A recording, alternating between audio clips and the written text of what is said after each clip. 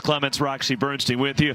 Welcome to semifinal number 2. We've got the two top offenses in the Pac-10 going toe-to-toe, or Pac-12 I should say, going toe-to-toe here tonight in semifinal number 2. Well, I'm smiling because you guys out there should be smiling. This game here, I'll just give you a little tease here. 2 weeks ago, 21-20 was the final score. The Wildcats won that game. Don't go anywhere. Buckle up. This is going to be fun.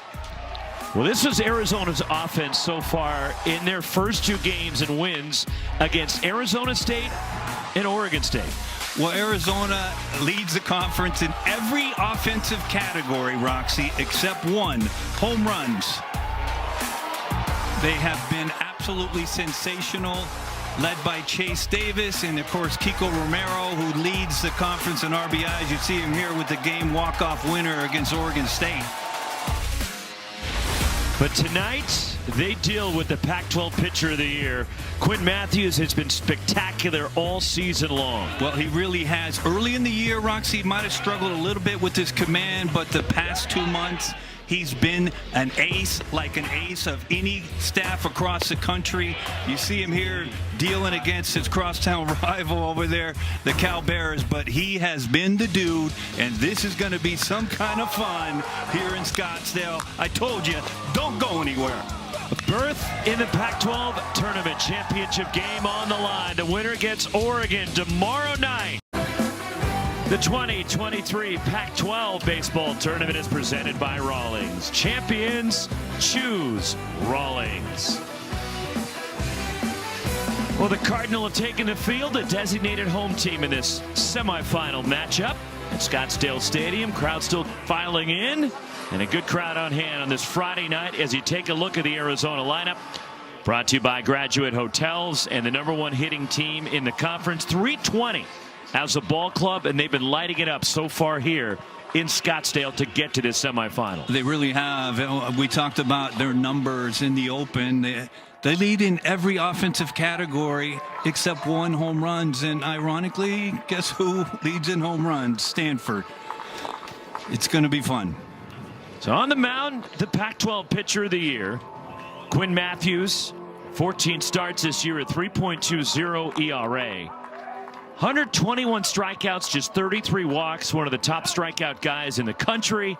And he's coming off an outing against Washington State last Friday where he got hit around a little bit and received a lot of offensive support, which he normally does.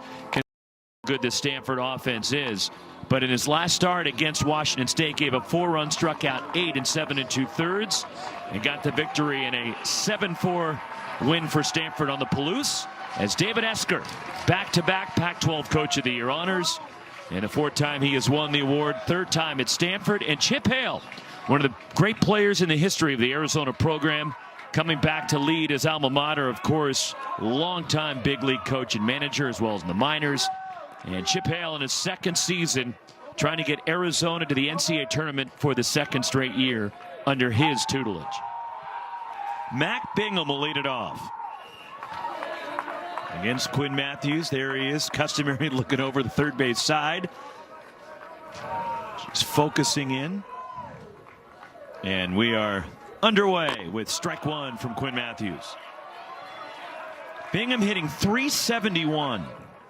10 homers, he's driven in 50, an OPS of over 1,000. And he is 5 for 9 so far in this tournament, has scored 3 runs. And that one's in tight to Bingham. The junior from San Diego. Scored the winning run against Oregon State the other day. Bingham with multi-hits in each of the last 4 games and 5 of the last 6. An all Pac-12 performer. And 5 for 12 against the Cardinal in that 3-game series on the farm where Stanford won 2 of 3 at Sunken Diamond just a couple of weeks ago. And a good off speed for Matthews evens the count. As Bingham, drafted out of high school by the Cubs in the 19th round, was a freshman All-American at Arizona. 2-2. And Matthews' pitch bounced toward third, near the bag. Glove, Tommy Troy rifles to first. And Mac Bingham's retired to start the ball game. Nice throw as Tommy Troy had to wait for it to come down over at third base. Well, he did. And when you play games in Arizona, the front of the plate, even though right now it's watered, you're going to get a high hop. And Tommy Troy can't do anything except hurry up, get here to me, ball, so I can throw it because Bingham can run. But you will get these high hops in front of the dish that are very troublesome for infielders, because you either have to go, you've got to make up your mind if you're an infielder, go get it so it doesn't hop again, or sit back and hope that it doesn't hop over your head in the infield when it hits there. Nick McClary, the Pac-12 Defensive Player of the Year. And it's 0-2 on McClary, the shortstop for the Wildcats. The senior from Rockland, outside of Sacramento, the transfer from Sacramento Community College. Senior lefty Quinn Matthews. It's fair to say 1-2. That McClary's usually involved in the middle of anything that goes well for the Cats. He's had a good tournament so far, 5 for 9. With a homer, he's driven in 4. And checked his swing, and he went around. It got away from Malcolm Moore, and Nick McClary is going to reach on a strikeout. We'll see if it's a wild pitch or a pass ball. And Malcolm Moore was looking down on the appeal instead of chasing after it. He still may have not gotten him anyways. Well, but that's a free base runner for the Wildcats. Watch McClary here. He doesn't think he goes, so he's just going to stand there. And then all of a sudden he realizes the ball's behind Malcolm Moore. He takes off, but even better reaction is right here. No way. There's no way I went. Here's a look at Moore. Actually literally went between his legs. So it's a wild pitch allowing McClary to reach. 1 out. He's at first for Chase Davis. Pac-12 home run leader, hitting .367. Driven in 68. Homered in this tournament. Excuse me, Rock, but he is, speaking of Chase Davis, is really climbing up the Major League Baseball draft board. Fouled away by Davis. And here is his home run. Came on Wednesday against Oregon State.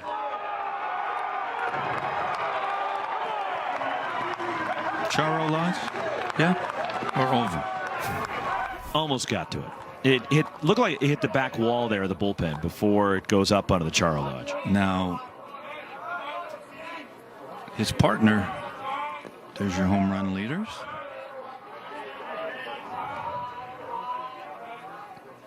One pitch, and Davis fouls it back. Boy, I started to say about Chase Davis, the only issue that scouts had with him early in his career, and quite frankly early this year, was his lack of ability to make contact as much as they wanted. But he has really cleaned that up, and he's starting to battle more with 2 strikes, putting the ball in play, and that's the only thing they were concerned about. Moved to first. McClary had a short lead. Because he 100% is a 5-tool player. Which is, Rox? Very talented. There's a lot of talent on the diamond tonight on both sides. And that's why there's a ton of scouts here at Scottsdale Stadium taking this one in. Missed inside. As Quinn Matthews was drafted by Tampa Bay in the 19th round after last season. And Matthews elected to come back, and he gambled and bet on himself that he'd go higher in the draft as you look at the scouts. And it's paid off for Quinn Matthews, who's going to go early in this year's draft, more than likely. Weak number, gets past the lunging Matthews and flipped. Owen Kopp throws it away. Nobody's at third. And Nick McClary's going to get to third base. Couple of gifts for the Wildcats here in the first inning. A strikeout wild pitch allows McClary to reach. And now an error, and the Cats have runners in the corners with 1 out. Well, the Cardinal have a shift on with Davis, and you see Owen Cobb's playing shortstop, right? But he's now playing second base. And Tommy Troy is actually playing shortstop. Well, he flips it over, and if you give Nick McClary, who is at first base, Arizona's base runner, any opportunity to advance in a base, he's going to advance. He's one of the most heady base runners that, quite frankly, I've ever seen. That'll be a fielder's choice for Chase Davis and an error on Owen Cobb. And the Pac-12 RBI leader, Kiko Romero, climbs in.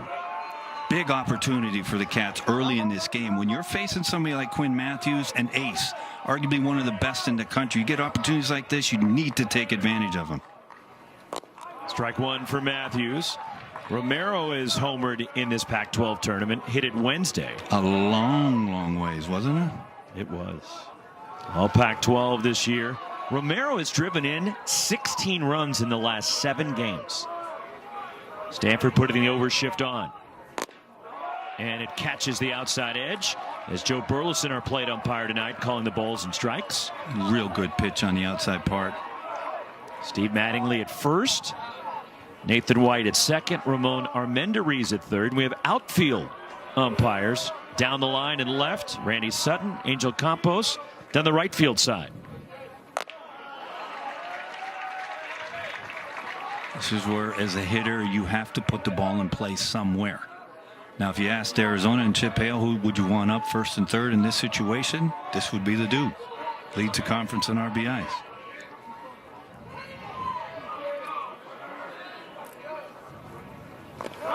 Nice job by the catcher, the freshman of the year in the conference, Malcolm Moore, to block it. It's 2-2.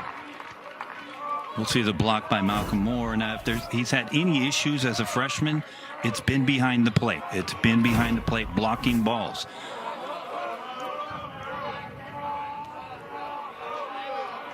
Runners at the corners. Arizona threatening in the first, and the count is run full on Kiko Romero. Now, this is what happens a lot. You'll get behind in the count, a hitter 0-2, then you'll fight and get back to 3-2, meaning you're looking for any pitch, all of them, and then it gets to 3-2, and you go, oh, he's going to throw a fastball. But that's not what Quinn Matthews does. He throws a lot off speed. Tapped at the plate and hobbling around a bit is Romero, and the homer from Romero here was that long homer on Wednesday. This is a walk-off base hit up the middle against Oregon State here, and you see some emotion right off the bat.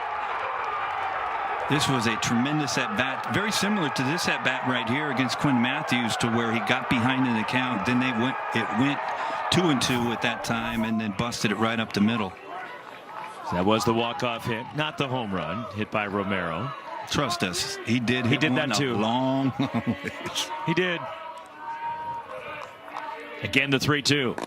Did he go? Strike 3 called, and Romero is down looking. This is a really tough pitch to hit. I don't think Kiko thought it was a strike.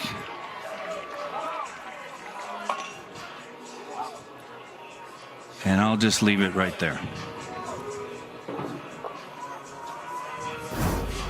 Runners at the corners, 2 outs now. That's the second strikeout for Matthews. Emilio Corona will climb in. 348, 10 homers for Corona, who began his college career at Washington. The junior from San Luis Obispo. Fouls it back. Then went to Pima Community College. Then the University of Arizona. And it's Corona in the Arizona win at Stanford a couple of weeks ago.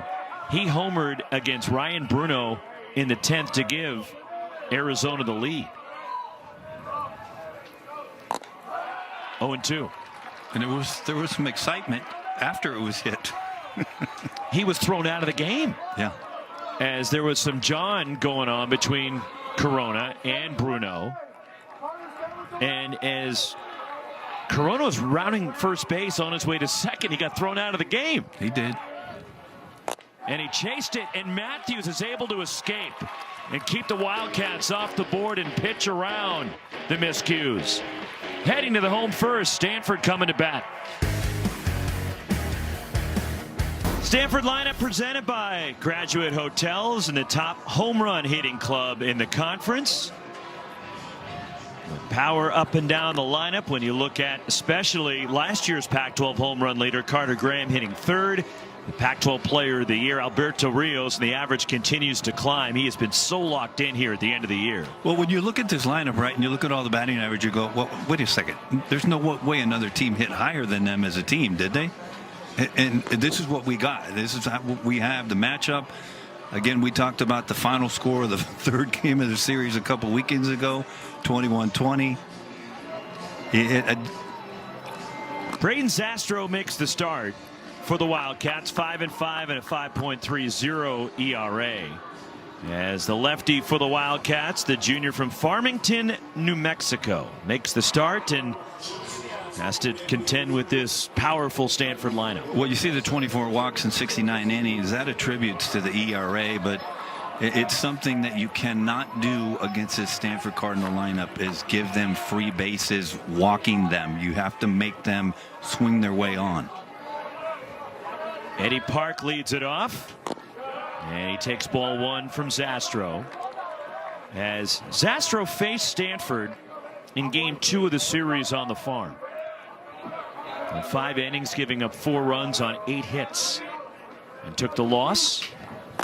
As that one runs over the inside edge to Eddie Park. 330 with 5 homers. You saw the numbers for Park, who last night in their tough loss against Oregon, Park was 3 for 4, scored a couple of runs.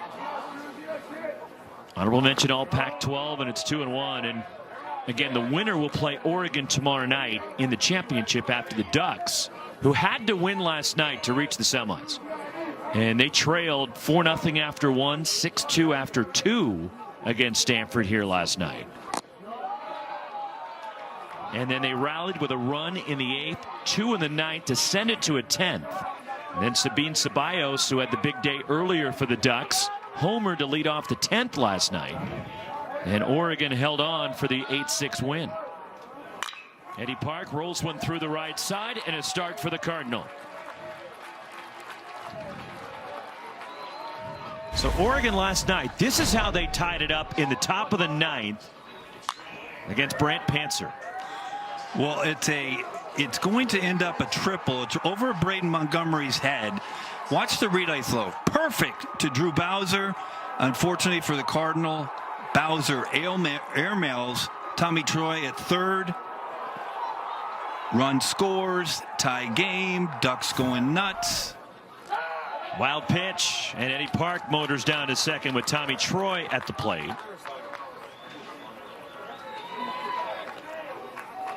And immediately Stanford with a runner in scoring position, and that was Colby Shade who launched it over Montgomery's head in right field last night. And there you see the wild pitch right there. Really nothing Spillane can do for the Cats.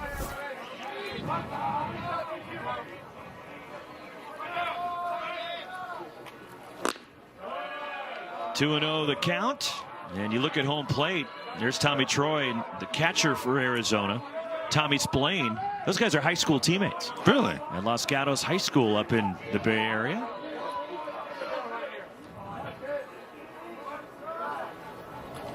Troy in the air, right center field going back. Mac Bingham still going back. Warning track, and it is gone. Tommy Troy.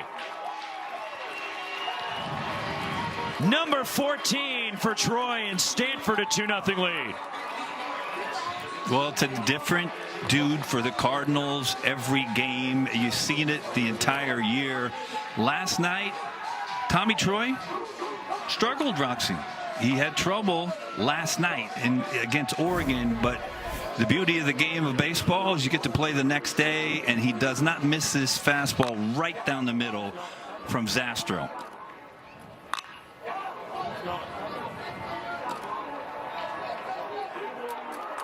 Home run number 102 for the Cardinal. And a 2-0 lead and still nobody out. And Carter Graham, who homered last night, takes ball one.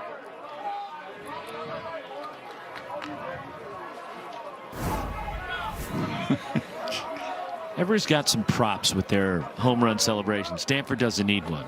Although they used to have the Batman mask. The who? The Batman mask. Come on. They used to. They did. Oregon's got the football helmet. Really?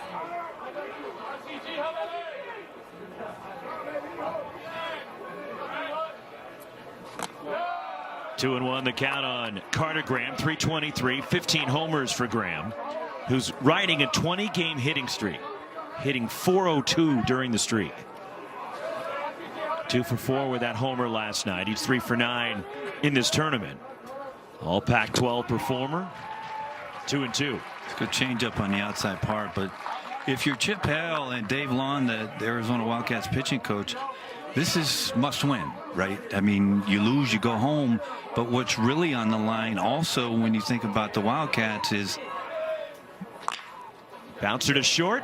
Pac-12 Defensive Player of the Year Nick McClary handles it, and the first out recorded by Braden Zastro. But if the Wildcats happen to beat the Cardinal tonight and get into the championship game for the Pac-12 tomorrow night, they're now firmly in the discussion, Roxy. Well, they're already in the discussion. They're in the discussion, but they are implanted very high up the list in a possibility of at-large bid. I mean, their RPI as we speak, it's anywhere between 45, 47, whichever one you want to take a look at.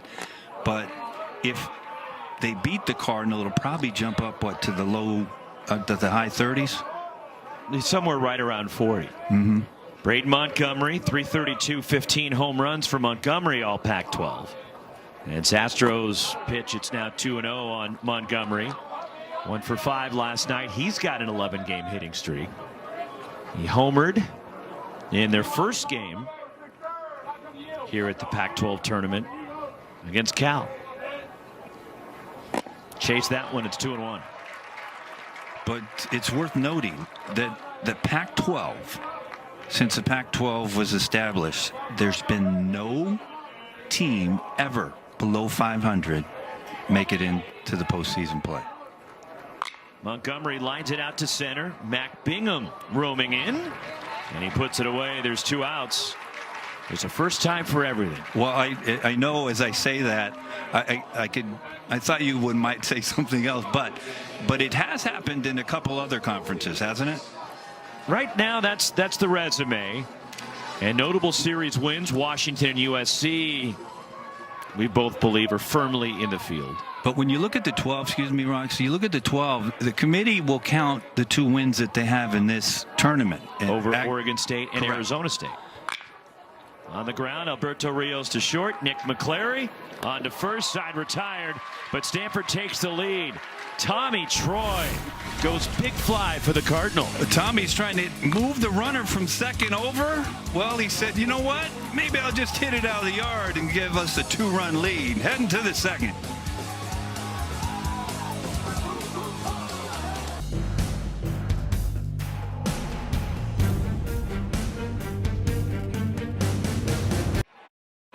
So here are the numbers to back up our statement that these are the 2 top offensive teams in the conference. With Stanford leading in homers and runs per game, and Stanford scoring well over 8.5 runs a game. Arizona, the top hitting team in terms of average, in terms of slugging. They're second to the Cardinal in runs scored per game. Mason White, freshman, second baseman for the Cats. Well, they probably Tucson native. After that 21-20, right? How many times did we ask each other during that game, how many runs is going to win this? Is 8 runs going to be enough? We said that in like the third inning. That's how we started. Is 8 going to be enough? Is 10? Is 12? I didn't think we'd get to 21. I didn't either. Mason White, a drive to right, going back Montgomery. Arizona's on the board. 8th for Mason White.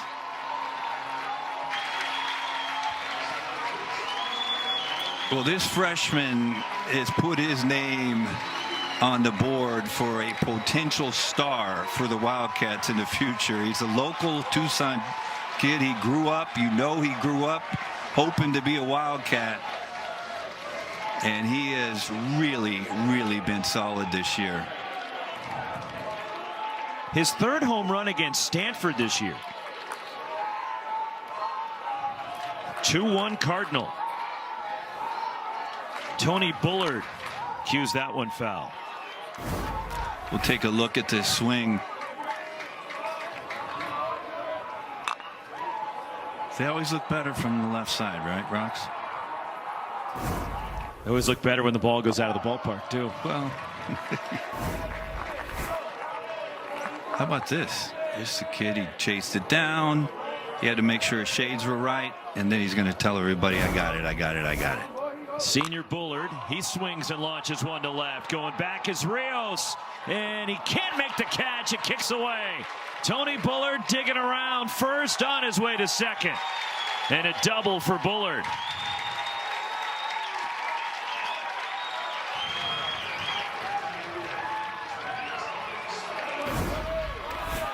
Well, Tony Bullard is somebody that the Cats have been waiting to see what they saw earlier in his career, which was somebody that could leave the yard at any point in time and be a massive force. But he has started to heat up recently in the past 3 weeks, and this is a part of it. But it's worth noting, Roxy, that the Wildcats faced Quinn Matthews 2 weekends ago and scored 5 runs off him.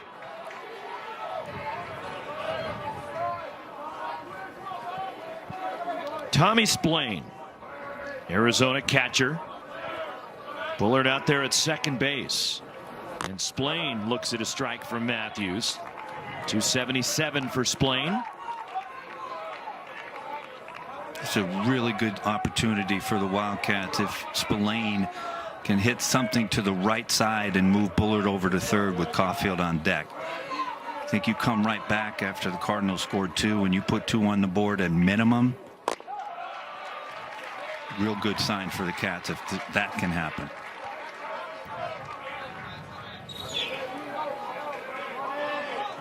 One ball, one strike. Tony Bullard has had some postseason success in his career. Splain a drive left center. Rios chasing after it. It lands up against the fence. Tony Bullard being waved. Owen Cobb will now make a relay throw. And we have a tie game as Arizona has come right back.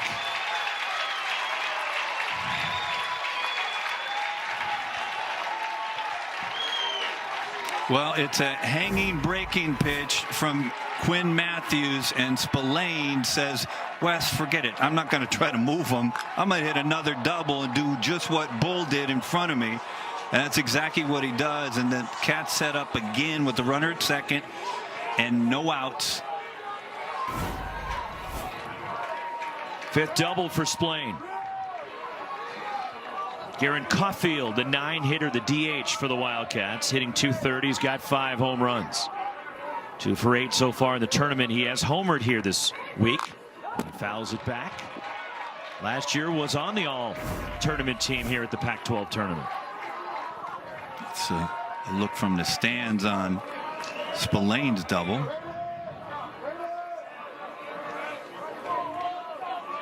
It's a beautiful night here tonight, isn't it? Pleasant. It's a great night. And Caulfield is hit. And Matthews will now have to deal with the top of the order. You're going to look at this breaking pitch. Hits the back foot of Caulfield, and first and second, no outs. And as a skipper, as Thomas Eager is going to go out to pitching coach and talk to Quinn Matthews. But as a skipper, Rox, I'm going to make you a skipper right now. You're Chip Hale. Your leadoff hitter Bingham's up, and then McClary, and then Davis follows. You already have first, second, no outs. What are you doing here? Let Matt Bingham swing. Keep going. Are you going to send the runners? No, because you have a pitcher struggling, and he may not get that many opportunities against a guy like Quinn Matthews. I'm good with that. I think both of these skippers know, David Esker and Chip Hill, they in their mind have a number that they think might win. Speaking of runs, and it's not 2 and it's not 4. I think we're into thinking there's no lead safe when these two play. And when you give an out up, which would happen if you bunted Bingham right now, that's something that you have to put in your computer as a skipper. Do I want to do that?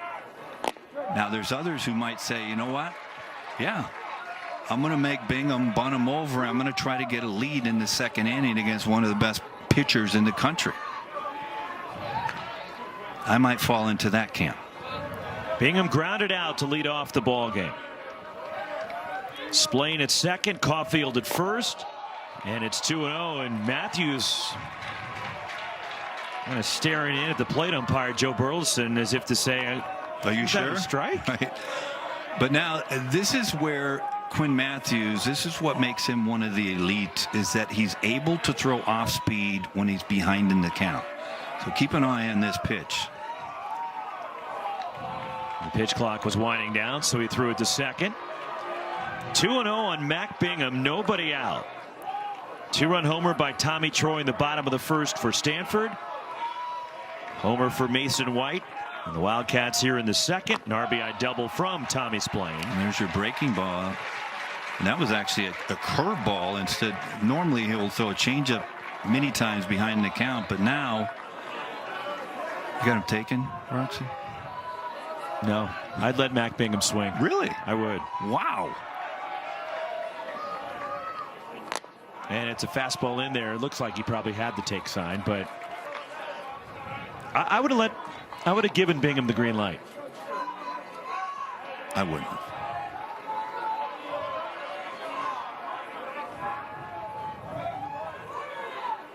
And a changeup missed, and they're loaded. Tommy Splain slides over to third. Garen Caulfield up to second. And here comes Nick McClary for the Cats. That is the first walk issued by Quinn Matthews. McClary reached on a strikeout wild pitch in the first.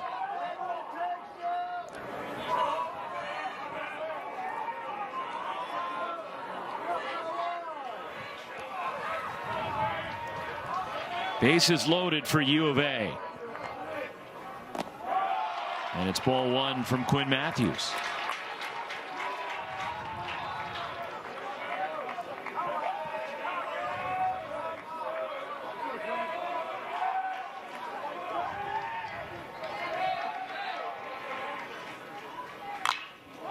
Fought off by McClary. It's 1-1 on the Arizona shortstop.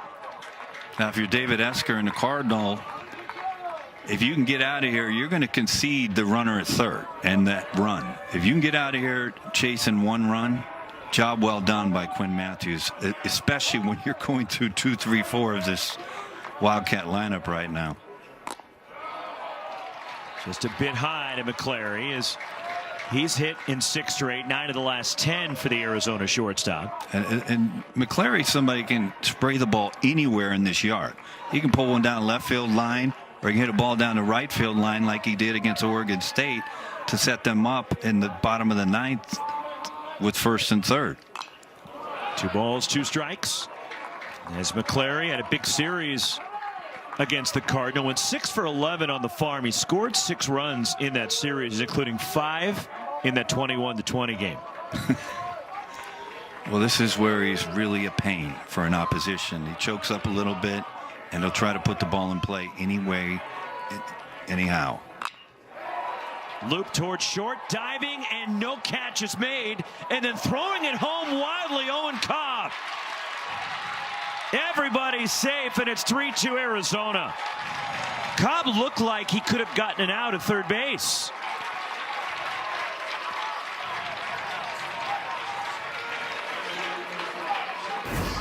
Well, there's no question. I mean, McClary gets jammed on this ball. It's a big swing, but it's a blooper. And to your point, Owen Cobb has a play. It's right in front of him if he just flips over and gets the force out to Tommy Troy. But he makes a bad decision and tries to makes a throw to the dish. And the Cats are in a big advantageous position here. Bases loaded, no outs, and one of the most dangerous in the country at the dish in Chase Davis. They change the scoring on Davis's first at bat to an infield hit. And he takes a strike from Matthews. And here's one more look. That last play. And Cobb did the hard part. He got to that ball. Yeah, there's no question about it. And when you watch him throw that ball, it almost looked like you could see he had indecision when he came up. Do I throw to third? Do I throw to the dish? Chase Davis hits it through the shift the other way. And the relay throw, and Stanford making some uncharacteristic plays here. Mistakes you don't normally see from the Cardinal, and Arizona's capitalizing. 5-2. Well, they had the shift on against Davis. You see the shortstop Cobb on the other side. And now the last thing they're expecting, Alberto Rios comes in from left on a relay, right? Well, there's nobody. Everybody's confused as to where they need to be. And these are the things that if you are going to shift, and I'm sure David Esker and they all work on it, but it's just right now it's just one of these machines that's continuing with bad decisions. That will be a hit for Davis. And then he went to second on the error by Alberto Rios, and also McClary going to third. Still nobody out, and Romero's the 8th batter of this second inning.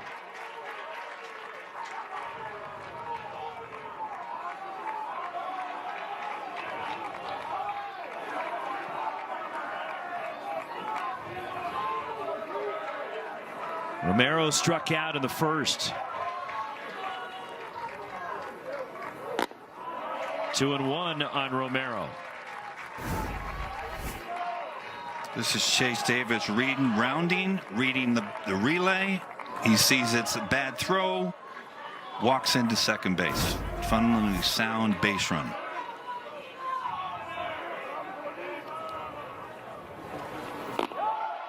But this is what we talk about all the time, right? Early in the game, when you have a chance to get one of the best in the country, you have to take advantage of it and get them.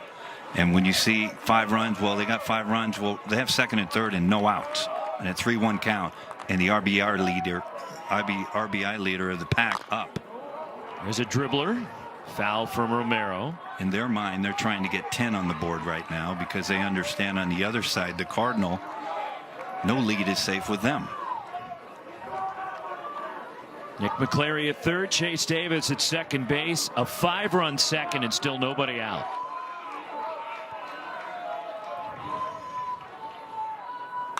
Reaching forward, a liner to left, coming in as Rios makes the catch. McClary tagging, races for the plate, and the throw not in time as McClary slides in. Davis stays at second base. 6-2 Wildcats. It's a real good job by Romero. Obviously does his job, hits the sac fly, but on the other side, Alberto Rios, this is a tremendous throw to get a speedy, to try to get a Nick McClary here. They get there at the same time, but Malcolm Moore can't handle it. The throw from Rios, but a really good throw from Rios. You take a look at Quinn Matthews there. Activity in the Stanford bullpen is Drew Dowd is getting up here in the second inning, 1 out. Davis at second for Emilio Corona. A good pitch from Quinn Matthews. And some people might say, well, it's only the second inning. You see the pitch total, 54 right now. This is 1 1/3 innings. He's at 54. And a lot of them here in the second. Yeah, and again, Stanford's going to be hosting a regional. They're going to be a national seed. So David Esker, Thomas Eager, the pitching coach, understand that if they're going to get anywhere in the postseason, Quinn Matthews is going to be a big part of it. And the last thing they're going to do is let Quinn Matthews throw 75 pitches in 2 innings. 2-strike pitch to Corona. Matthews looked like he stumbled a bit on that follow through. He did, and you could see the body language a little bit frustrated right now. Fighting himself as much as anything? Absolutely. I mean, we talked to him last night. You can see, I mean, he expects excellence all the time.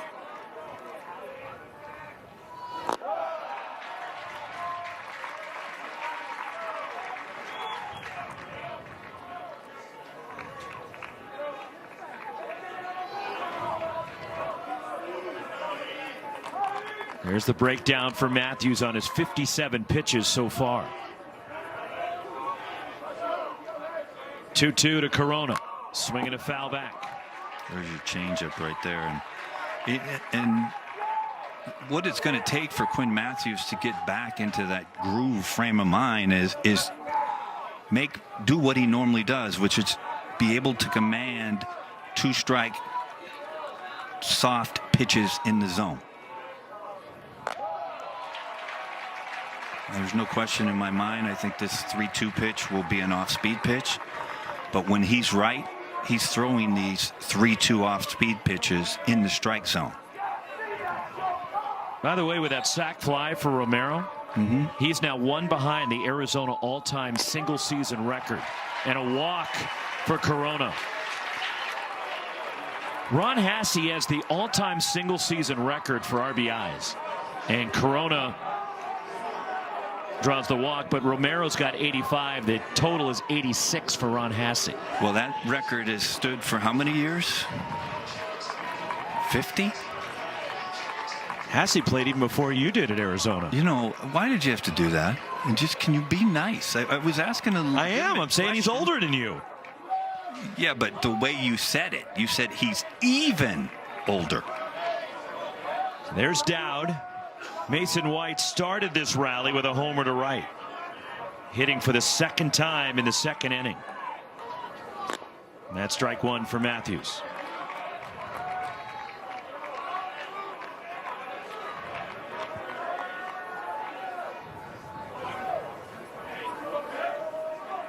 So earlier this inning, we mentioned that White led it off. Here's what he did.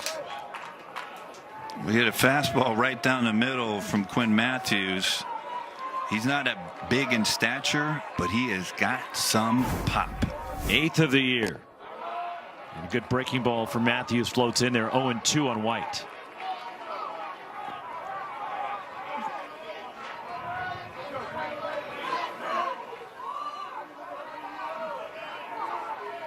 In this inning, you're seeing Stanford do things they don't do. Never seen it. Really haven't. I just keeping an eye on the pitch total at 63 through 1 1/3.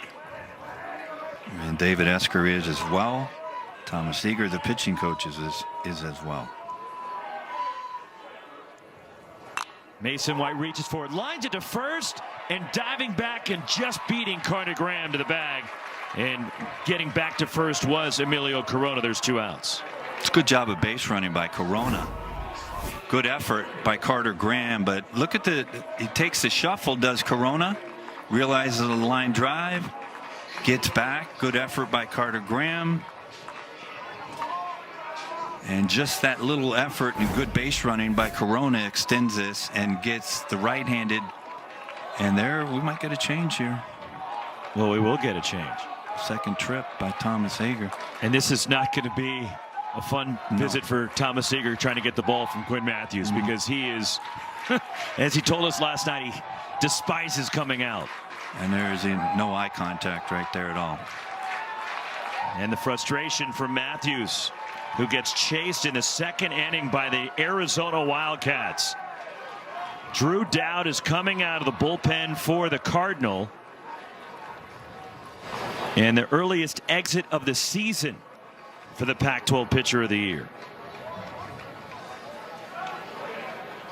6 runs for Arizona and still looking for more. So Quinn Matthews leaves after 64 pitches in an inning and 2/3. Walks 2, strikes out 3, hit a batter, threw a wild pitch, gives up so far 6 runs on 6 hits. And a bizarre start, and things that you don't normally see from the Cardinal are happening to Stanford tonight. And Arizona, after they had a chance in the first inning and didn't score, breaking through here in the second and putting up a 6 spot. And Tony Bullard, when he hits, will be the 11th Arizona batter of the second inning. Yeah, to your point, Roxy, we have seen Stanford many times this year. Just take a look at Quinn over there, frustrated, obviously, but wants to support Drew Dowd, who came in to take the ball from him. But we haven't seen Stanford play this type of defense, not even close to it, this entire year. And just as we said, for Arizona, that you can ill afford to give free bases, walk Stanford hitters. On the flip side, the Cardinals can ill afford to give the Arizona Wildcats offense 4, 5, 6 outs an inning. And there's Quinn Matthews' line tonight, and the Pac-12 pitcher of the year, and he's been so good and pretty much consistent all year long. He went through a span of 6 consecutive starts with double-digit strikeouts. And look, he was taxed. He's thrown about 100 pitches in every start. And this week, David Esker could have moved him up, could have thrown last night, but they wanted to keep everybody on turn. As far as for the NCAA tournament, Joey Dixon, the #2 starter, is slated, if Stanford is to win tonight, to start in the championship game here tomorrow night. But the struggles for Matthews and now Drew Dowd, who's been so valuable for Stanford this year. Dowd has 9 wins and a couple of saves. He's only made 3 starts this year, and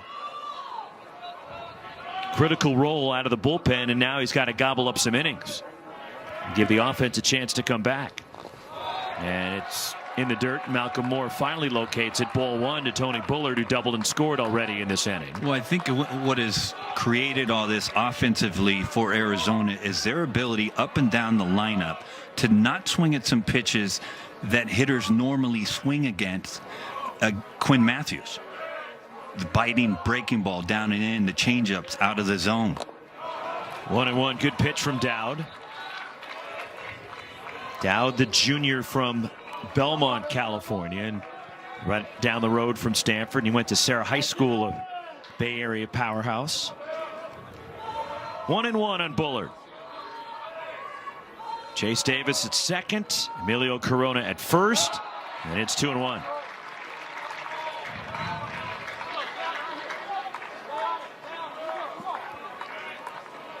Dowd, his second appearance here at the Pac-12 tournament. As Dowd pitched 2 innings against Cal here on Wednesday night, gave up an unearned run with a strikeout.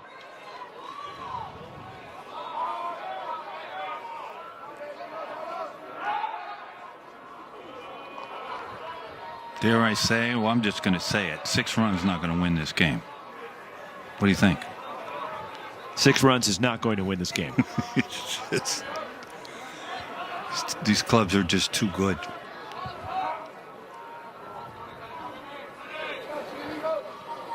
Three and one. Now this is a danger pitch for the Cardinal, and something the Cardinal do as an entire staff is they have an ability and a knack for being able to throw soft off-speed pitches when they're behind in the count on 3 balls.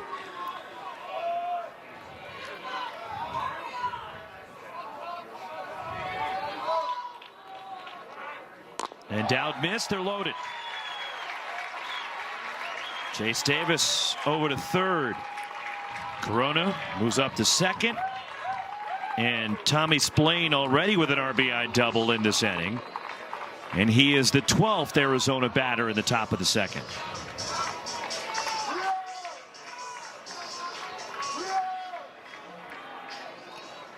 Well, now this puts a lot of pressure on Malcolm Moore, the freshman catcher, with rocket speed and Chase Davis at third base. Any ball in the dirt, he needs to make sure that he gets his body in front of it. In there for Dowd.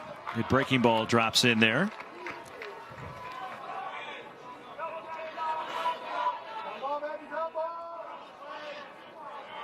This is the Arizona offense on display here.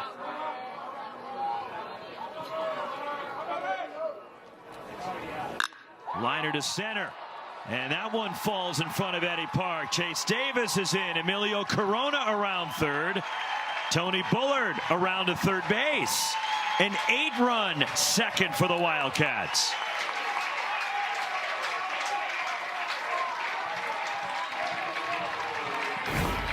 Well, this is how this offense has been, and when they get going like this, good things happen. And not to take anything away from Spillane, because he obviously can swing the bat, but he's hitting in the 200s, and one of the few that are, and he has come through with his second hit in this inning for his 3rd RBI of the inning. Garrett Caulfield hit by a pitch. His first time up. Runners at the corners, 2 outs.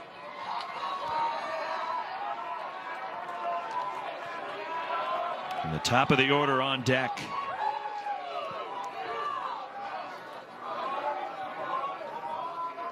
Drew Dowd trying to get out of it here. And a weak grounder to short. Underhanding his Cobb, gets the force at second. Side retired, but not before. An 8-run second for the Wildcats, and they've chased the Pac-12 Pitcher of the Year. Well, this is just a barrage from the Arizona Wildcats offense. They did it a couple weekends ago against Matthews, and they said, we're going to do it again. Don't go anywhere, folks. Well, here's the regular season series played at Stanford a couple of weeks ago and how it went. Stanford won the first 2 games, scoring 9 in each. They had 4 home runs in that game that Zastro started for the Wildcats. And then that slugfest in 10, 21-20. That wild, crazy Sunday afternoon at Sunken Diamond.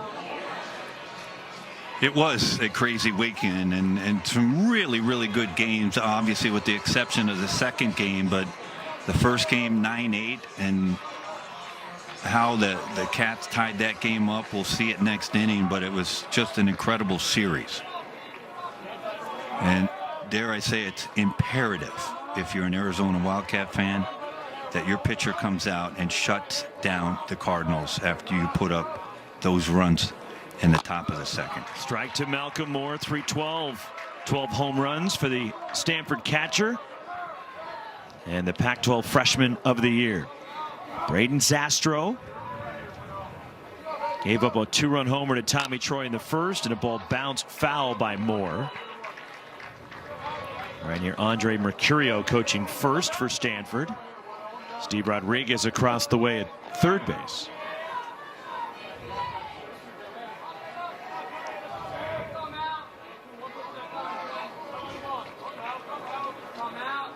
Key to a shutdown inning, get the first leadoff hitter out. Malcolm Moore pulls it on the ground to first, down to an inning. Kiko Romero takes it himself. You know, Kiko Romero's defense is not something we really talk about, right, because of his prowess with the bat, but he has really, really improved over at first base, and he's just a baseball player, right? You know he's going to play at the next level. Would you be surprised if we saw him in the big leagues in 3 years? No. Drew Bowser, 10 homers for the Stanford second baseman. The junior from LA takes ball 1. But then that said, between these two lineups, between the juniors, draftable, eligibles, how many would you be surprised? Tommy Troy is going to be there, I think, in relatively short order. Eddie Park is somebody. Alberto Rios. Right past the back, just foul. Braden Montgomery will be the following draft class, so yes, next June. Get a look at the foul ball here.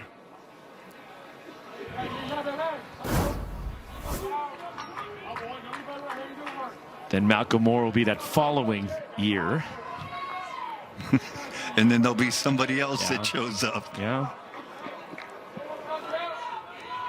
1-1 the count on Bowser. 2 for 11 so far in the tournament. Good pitch in the outside part. Bowser, honorable mention all Pac-12. He had a grand slam in that Sunday game against Arizona. Drew struggled earlier in the year, but he has really come back to being like he was last year. And he was dominant in the postseason. Line drive and a leaping grab. Mason White at second base. That was a rocket off the bat of Bowser. It was, but look at the freshman. He's going to tell the dugout when he comes in, hey, I got a little hop. I played some hoop in high school. Now, with the Wildcats losing Nick McClary this year, it's quite possible that White moves over to play shortstop next year. Stanford DH, Jake Sapien hitting .292. And he takes ball 1. Sapien had a couple of hits last night. He's 4 for 9 in this tournament. Driven in 3 runs.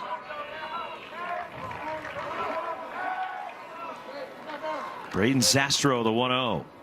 And there's a tapper by Sapien, foul, 1-1.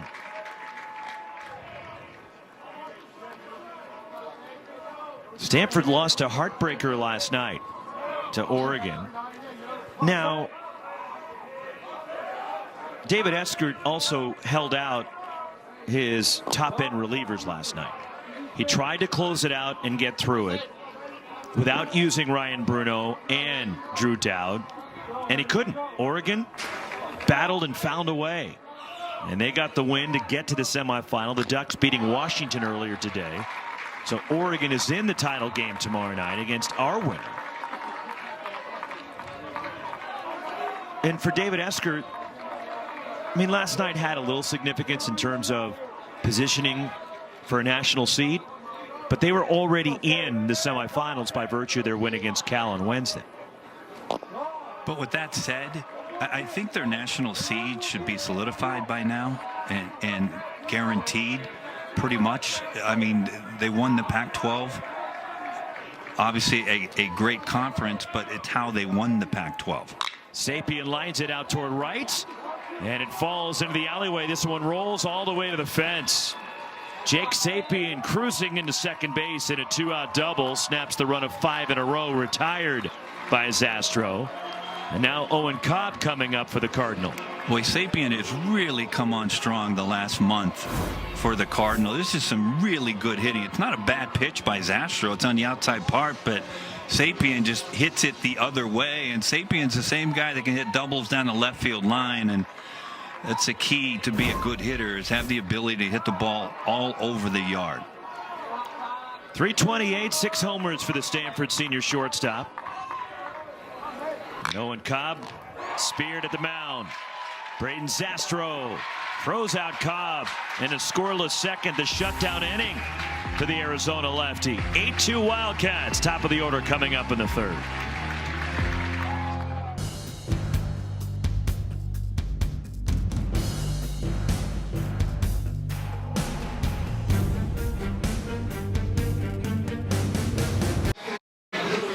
Our Zayo connection, it is the Pac-12 Coach of the Year, winning it back-to-back years now. David Eskert joining us with Wes Clements, Roxy Bernstein with you. And David, what's it like for you seeing some things that you don't normally see from your team as a head coach? And I know we have a live public audience here, so you have to keep it clean. But I'll keep it clean, family friendly. But what's running through your mind when you see stuff transpiring? You know, you start to think about a little bit. We do have guys who are playing for the first time in some of these games, and maybe them playing with their heart in their throat a little bit before next week is a good thing. It's unfortunate to see, because I think we haven't done that before, and we just made it hard on Quinn. You know, some plays we didn't make, and he ran 40 pitches in that second inning, and I'm not letting him pitch, you know, any pitch over 40 in an inning. So we'll have to piece it together some other way. Well, you just mentioned it. Why you took Quinn out, because you already know that you're going to host a regional. Now I'll talk for you. You don't have to agree with me, but you already know you're going to host a regional, most likely be a national seed, and you need to take care of, like you said, one of the best lefties in the entire country. And obviously, this is when you start looking at it. Arizona loses, they go home. Yeah, and you're going to move on. Well, and you know, whenever we step on the field, we want to play. We want to play to win, and we're not holding anything back, and they're just taking it to us. You know, that's a really good offensive lineup that he's got to get through, and they do a great job. But you know, they obviously playing with a sense of desperation, which is a great motivator, right? And but we're not going to leverage our next week or the week after to be silly and dumb here with some of our kids' health. So, you know, usually sometimes you hear that about sometimes these tournaments. You know, if you are fairly certain you're going to move on, you're not using your closer back-to-back days. No one pitches 3 days in a weekend. Your starter, you're going to monitor him a little bit better. You may actually even pitch off and pitch somebody who you know you may need in a playoff situation so that he gets some playoff experience. And not that you're not trying to win, but you've got to do the best to protect your team. Now, the other part I can't speak to, you know, some of the plays that we've made on defense and some of the decisions we made on defense, you know, is a little concerning, because it is probably the game is speeding up on them, right? And making some of the decisions where it's not moving slow, where they can be calm, and some of those things are worrisome a little bit. Couple of strikeouts for Drew Dowd, 2 outs. Chase Davis coming up here for Arizona.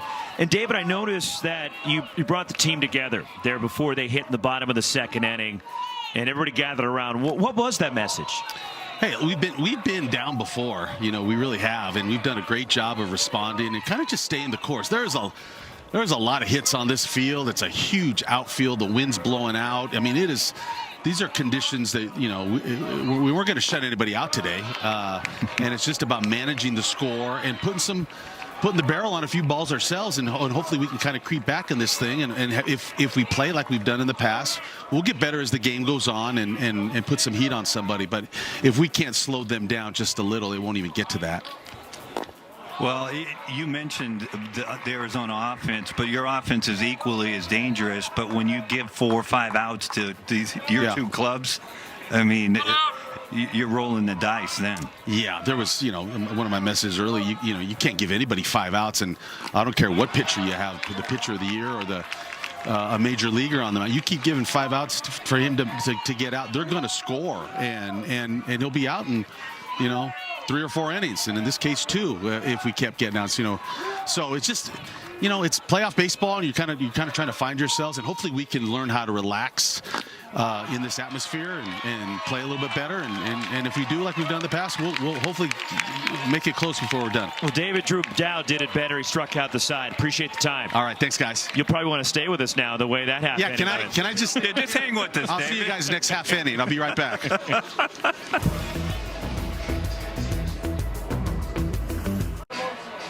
Good crowd on hand here on this Friday night in Scottsdale. Sure, a lot of U of A fans made the trek up from Tucson. It's about an hour and a half. Well, the way you drive, let me put it this way. It's 40 minutes. It's 2 hours. It's an hour and 40-minute drive, but when Roxy drives, it would be 40 minutes. Stop it. No, it's true. It really is true, because I will tell you, folks, I'm basically, Roxy is the chauffeur. He's the driver. I don't take blood pressure medicine, but he's going to make me. I need to get a helmet to drive with you now. I've figured that out. I can't ever put my head down. Really? Yes, really. Maybe I don't want you riding with me. Maybe I'm just trying to scare you. Eddie Park, top of the order for Stanford in the home third, followed by Tommy Troy and Carter Graham. Doing a good job, if that was your goal, to scare me. Park singled, and he was aboard when Tommy Troy left the ballpark in the first inning. Braden Zastro, and it's 2-0 on Eddie Park. Well, if you're Chip Hale and David Long, the pitching coach for Arizona, you want to shorten this game as much as you can, as quick as you can, right? So right now for them, they know it's a 7-inning game. They got a 6-run lead. It's a 7-inning game for them. Just missed a Park. It's 3-0. And that's what you're thinking about. You're pitching.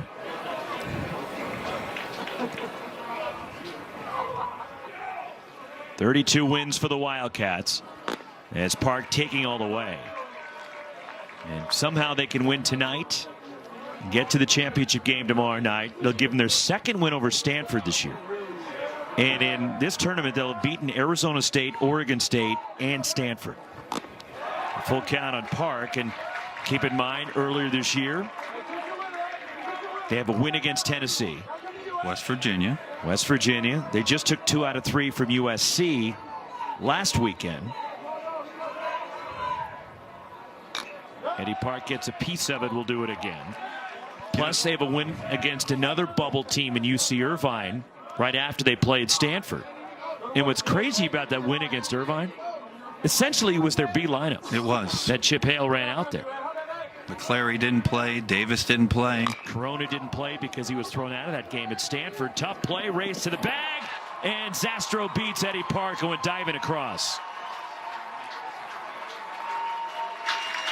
This is absolutely tremendous PFP, pitcher's fielding practice, but Kiko Romero, we talked about his offense, but his defense has really improved. And watch the instincts of Kiko. It doesn't even get part of his glove. It's more of a flip from him. Watch this. Boom. And this is just really good stuff on the defensive end. You see Park trying to dive in, and boy, he almost jammed his wrist right there. Wow, that's the last thing the Cardinal When you were managing, diving in the first, and diving into first, what did you say to your players? Don't ever do it again. If you ever did it, but there's nothing good that can happen. Well, Tommy Troy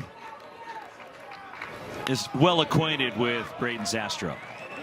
Well, you see him leaving the yard up at Sunken Diamond Klein Field early in the year, and then this is tonight in the first inning. Just fouled a pitch back, so struggled seeing the ball last night, and you're right, he never looked comfortable at the plate. He was 0 for 6 with an RBI last night. Maybe a different story tonight.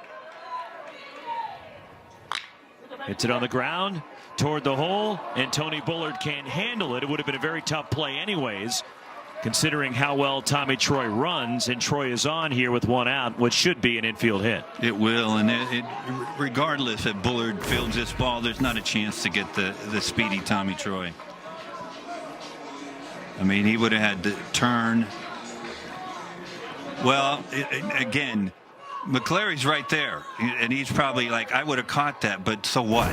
It's what Bull's saying. You would have caught it? The only chance they had is Bullard to get Troy. Yeah, if it gets to McClary, might as well just put it in his pocket. Carter Graham grounded out in the first. 4th hit for the Cardinal. But Arizona, the Wildcats, an 8-run second inning, chasing the Pac-12 pitcher of the year.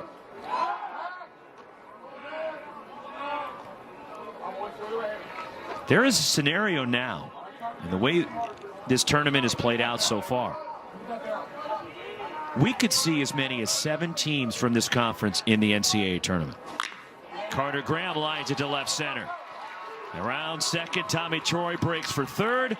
21-game hitting streak now for Carter Graham, and Stanford threatening to climb back into this game. Well, Carter Graham has been on fire virtually for about the last 50 games. And it was interesting early in the year, Carter Graham was struggling. David Esker, you take a look at Tommy Troy, just a tremendous base runner. Ball's in front of him, don't need a third base coach, gets over to third. But David Esker put Carter Graham in the 2-hole, and he was hitting in the 4-hole, 3 or the 4-hole occasionally, and for whatever reason it got him right, and now he's back in the 3-hole, and he has been tremendous. Braden Montgomery serves one out to right, trotting home. Tommy Troy, Carter Graham stops at second. RBI for Montgomery. 8-3 Arizona. Braden Montgomery now a 12-game hitting streak. And this is all with 2 outs and nobody on. It's a good job by Montgomery. Roxy mentioned earlier, he's already on Major League Baseball scout draft boards right now for the upcoming next year.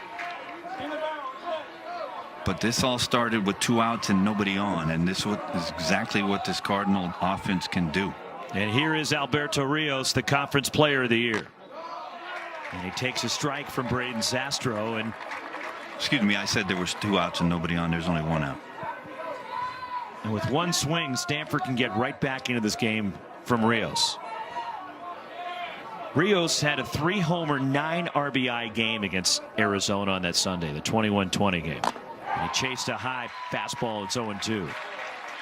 Well, he's been, quite frankly and quite simply, amazing this year. He is an amazing hitter. With 2 strikes, he's more dangerous than he is in any other count. He shortens up, tries to put the ball in play, but he's so quick with his hands. And he chased one. And on 3 pitches, Braden Zastro strikes out Alberto Rios. And the first strikeout for the Arizona lefty. And with 2 on, 2 out, here comes Malcolm Moore. Real good pitch on the outside part. It's more of a BP fastball than a changeup. He just took a little bit off his fastball, did Zastro. Ground out for Moore in the second. Arizona putting the overshift on. Second baseman Mason White is out there in right field. Strike 1 on Malcolm Moore.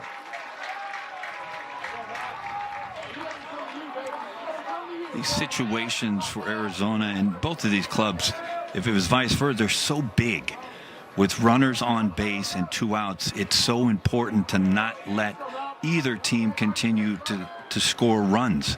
You have to shut these mini rallies down. 0-1 on the Stanford catcher. Zastro, the pitch. Tommy Splain held it there, just like he was waiting, anticipating at some point Joe Burleson was going to say strike. Well, here's the thing about this pitch. Zastro throws it, right? And Zastro doesn't want to throw a breaking pitch up in the zone right there, right? So Zastro's throwing this thing, saying, please don't swing at it. But then it just immediately changes to, well, call it a strike. Malcolm Moore off Zastro. Zastro picks it up, gets the out at first base. That's not stinging at all. Kick, save, and a beauty. Braden Zastro limits Stanford to 1 run in the 3rd. We've seen a little bit of everything in this game. Heading to the top of the 4th.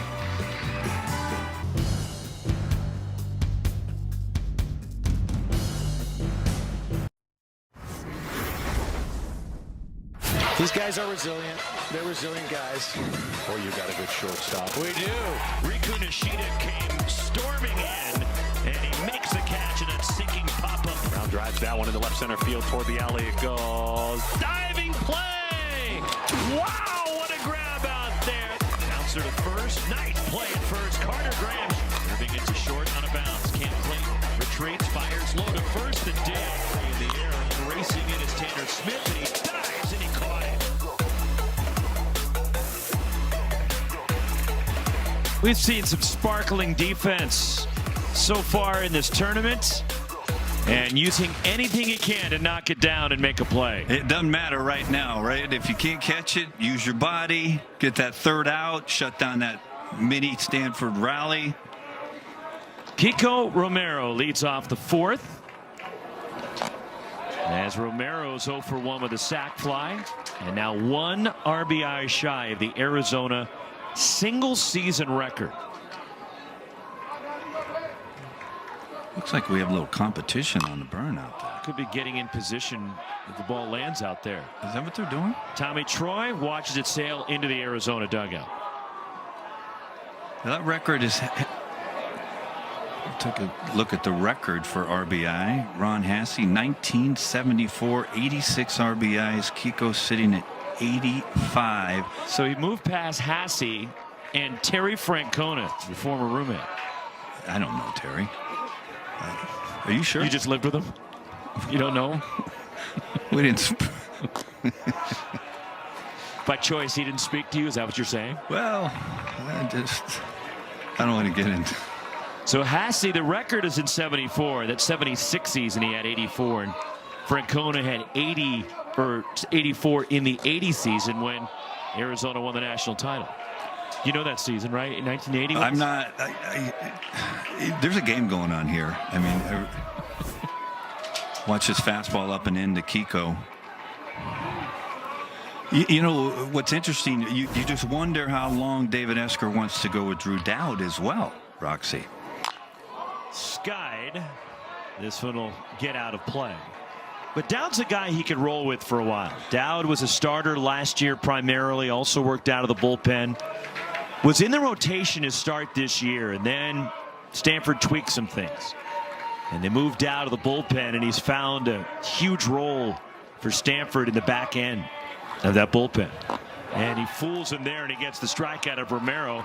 That's 4 straight hitters Dowd has struck out. Real good slider down and away. It's exactly where you want to throw this pitch against a hitter like Kiko Romero. But here's the other thing that comes into play. Matt Scott was the #2 pitcher the entire year when the season started, and boy was he good. For a lot of the year. He started the year in the bullpen. Dowd was the #2 at the beginning of the year. But Matt Scott ended up being in that 2-hole and was outstanding for about a month and a half, and then he hit a period where he wasn't so good. Now, David Esker told us a couple nights ago, what are you looking for in the postseason? Well, pitchers need to get hot, and we need to get a second pitcher hot because they know pretty much that they can count on Quinn Matthews, right? And Quinn Matthews was the guy last year in the bullpen, as you mentioned, was the hot guy. And so they could also be saying, hey, let's extend Drew Dowd a little bit more, get his pitch count up, because regionals start next week. So Dowd, who started the first 3 weekends, 4 1/3 in the opening weekend against Cal State Fullerton, no decision, a 7-5 Stanford win. Then he went 3 innings against Rice the following weekend, a 7-4 Stanford win. He only gave up 1 earned run in those 3 innings. And then one more turn against Bakersfield. He went 4 innings. And after that start against the Roadrunners is when David Esker made the switch, put Matt Scott into the rotation. And he put Dowd at the back end of the bullpen. And Dowd has been a big, big part of the back end. He's come up with some wins. In fact, he beat Oregon State twice when Stanford won a series at home from the Beavers. Swing and a miss. That's 5 straight Arizona batters that Dowd has struck out. Now, the location of this breaking ball is probably not where Dowd wanted to throw it. It's a hard breaking ball, but it's up in the zone. It's just flat out swung through.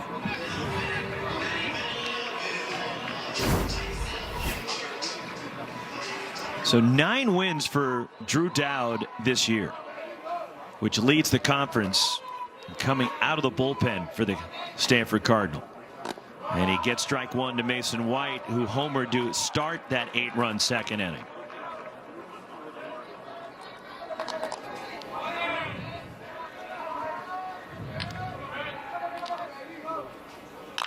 Bouncer, Carter Graham backhands, race to the bag. He beats Mason White. And that's 7 straight retired by Dowd. The head coach of the Cats, Chip Hale, joins us next.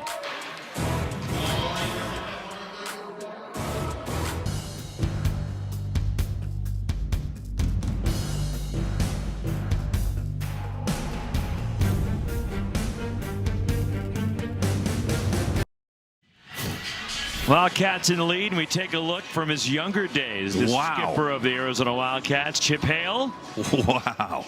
The Minnesota Twins, Topps baseball card, and our Zayo connection is head coach of Arizona. And Chip, your team, to get to Quinn Matthews, what did you see from your guys, the at-bats they took there in that second inning? Yeah, they did a really good job of getting the ball up and just sort of, letting it get there and trying to go gap to gap, not trying to do too much. He threw a lot of balls. I knew they probably had a pretty good pitch count, and nobody wants their pitcher out there for more than 45 pitches in 1 inning. So did a great job. Tip your cap to the hitters out on that inning. Well, everybody knows about Bingham and McClary and Davis and Romero and Corona, and then of course your outstanding freshman White. But it's the hits that you get from somebody like a Spillane that make the difference in an inning like that. No doubt about it. I mean, he's really been beat up behind the plate, and we've been trying to give him some time off. His legs have been beat up, and he finally felt pretty good today. So he's swinging it. The ball in the gap was very impressive. I'm sure you're aware, your team's aware of the scenarios and what's on the line for your team. But what have they shown you, Chip, so far here in Scottsdale this week? Well, they kind of started on the Sunday that you guys were covering us at Stanford, where we just kept fighting. We kind of stood together and just said, hey, we represent this Arizona across our chest, and we got to do a better job and keep fighting. Whether we give up 20 runs, we got to get 21. And I think that's kind of what we had to do up in Palo Alto, and they kept fighting. Went down to Irvine and gave a bunch of guys rest, and the young kids played and battled their tails off. We got some really good pitching from guys that haven't pitched a whole lot, and then we had a good series against USC, so we were coming in feeling good. Well, one thing we knew when you took over the helm of the Wildcats is that you guys were going to catch the ball and be fundamentally sound. Of course, Jerry Kindle, your head coach and one of the best ever in fundamentals. But we know about McClary. Kiko Romero, we talked about Kiko Romero, how much his defense has improved and his instincts over there. But then you add Zastro with some great PFP over there today. Yeah, he's a tremendous athlete, Zastro is. And Kiko's been unbelievable all year, picking guys, making unbelievable plays.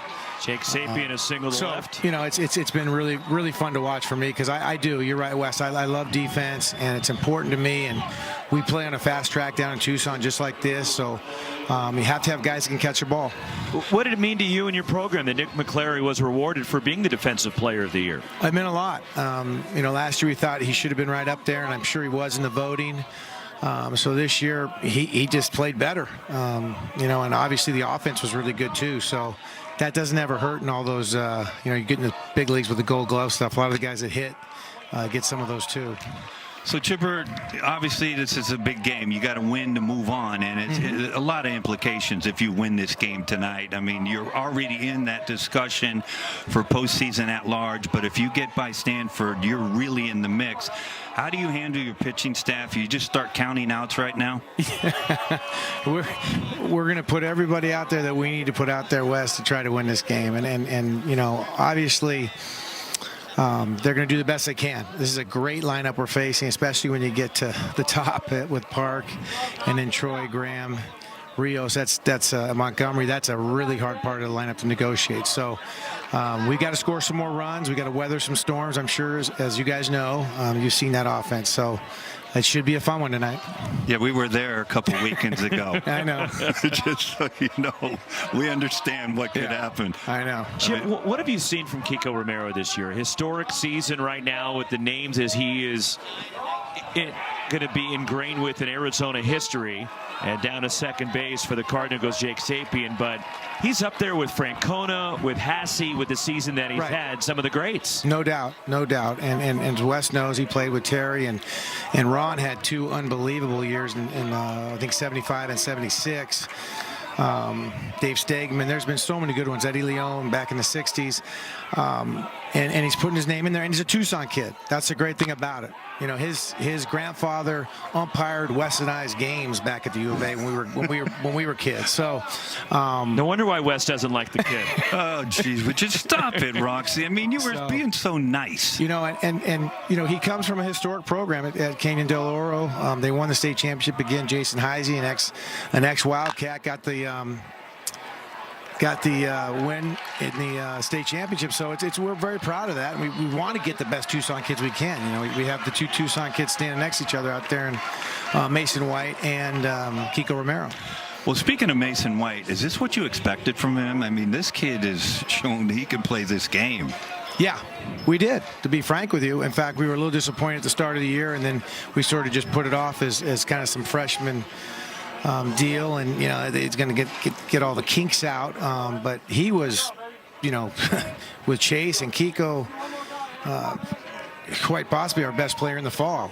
So we did expect him to do really well, and the thing I think he's really taken to is the defense at second. He's made a big difference for us, and he's athletic as can be.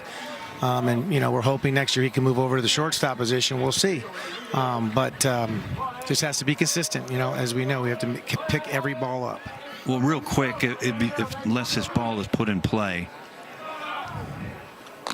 Chase Davis, what has he meant to this club? He's meant a lot. You know, he sat his freshman year, didn't get a whole lot of playing time on a really veteran, great World Series team here at Arizona, and was one of the best cheerleaders on the bench. And this is a guy that came in with, you know, great numbers out of high school and physicality and all these things. But he leads in the weight room. I mean, if you watch him, he can squat the whole room. And he's battled every day. You know, he's one of the only players I've ever been around, pro or amateur, that never complains about a call. You know, there's calls that he gets are way out and this and that. He never this year has come in and go, I got screwed on this one, yada, yada, yada. He just comes in, puts his bat down, puts his helmet down, and goes and plays defense. Chip, thanks for the time. Appreciate it. Thank you, guys. Chip Hale, the head coach of the Cats. His team leads 8-3 to the 5th.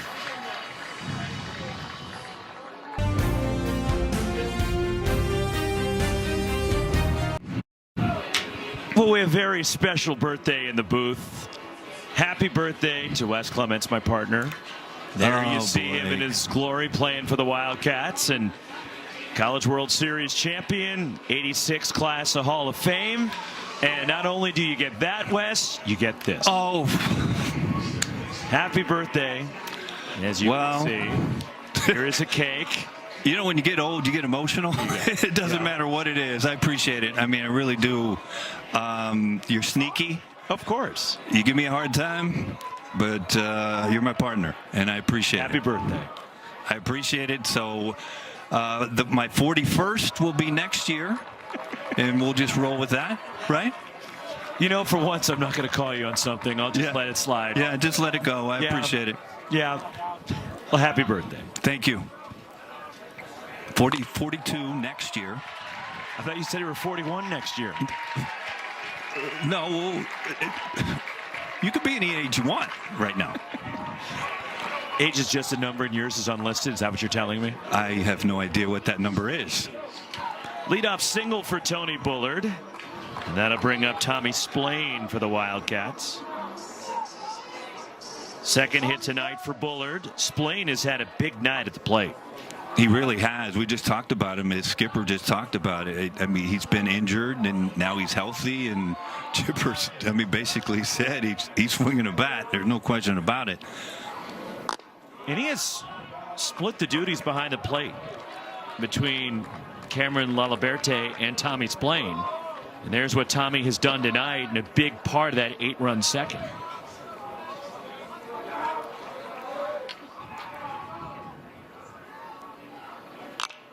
Looped foul by Splain. Well, this is Splain's 2 hits. The first one came with a runner at second and no outs, and right before that I had said I'm sure Splain was getting ready to move him, hit the ball to the right side. He said, shut up, I'm going to hit a double. Then later in the inning, he came through with a 2-run single.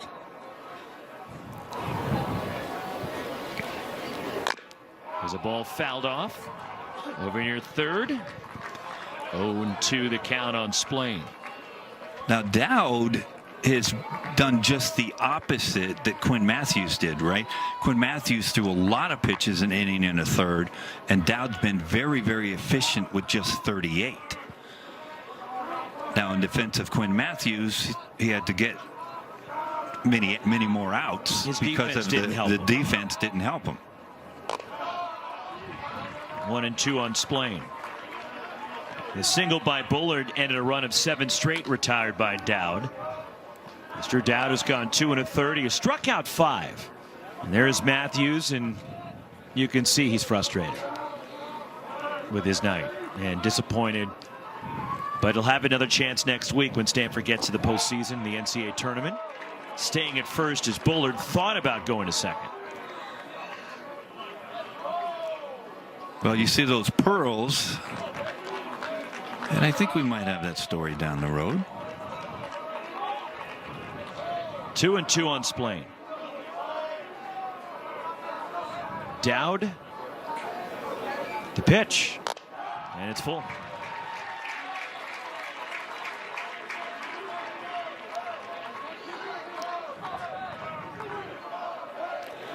Stanford will be home next week. For the NCAA tournament, they will host a regional at Sunken Diamond.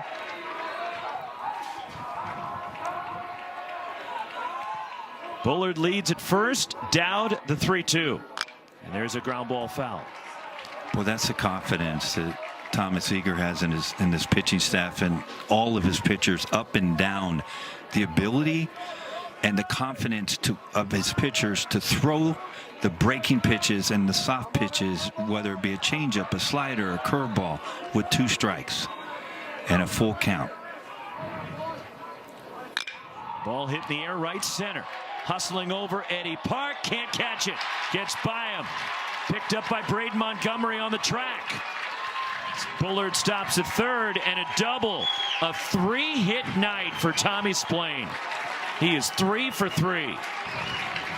And these are the difference makers in a lineup. I mean, again, we talked about Spillane coming into the game. He's hitting in the 200s in a lineup that hits over 300. over 300. You didn't get choked up about it. Well, I did. I was still a little bit choked up about the birthday cake, but he came into this game hitting in the 200s, although 270 something. But these are the key hits when you get from Spillane that you have the ability to turn the lineup over. Garen Caulfield hit by a pitch and a fielder's choice. Grounder short. Owen Cobb infield playing back. Cobb gets the out at first and a nice dig by Carter Graham. Staying at second is Spillane, but Caulfield an RBI, and it's 9-3 Arizona. Well, you could argue that a lot of good stuff on both sides here. Cobb makes the play, and then he gets a little help from Carter Graham on the backside to pick that. But to your point, Caulfield does his job, fundamental hitting, runner at third and less than 2 outs. He puts the ball in play, and the 9th run across the board for the Cats. Top of the order, Mac Bingham 0 for 2 with a walk and a run. Dowd the pitch, and that's a called strike.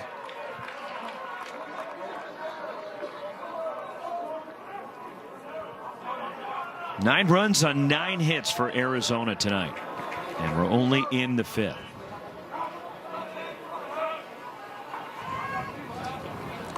And there's a pitch in the dirt, and a wild pitch will advance Tommy Spillane. Well, that pitch right there, in my opinion, is going to force the Cardinal to play infield in right now. They can ill afford to be chasing anymore. As good offense as they have, it's a breaking pitch that Dowd hung on to just a little bit too much, and that's what causes him to yank it across the plate. So Stanford does indeed pull the infield up.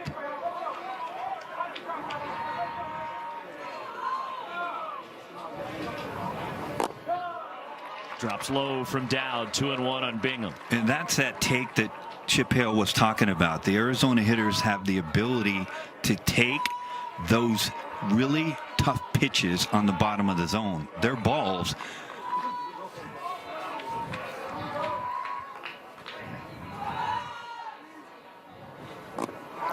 And 2-2. That's the same type of pitch that Bingham just took.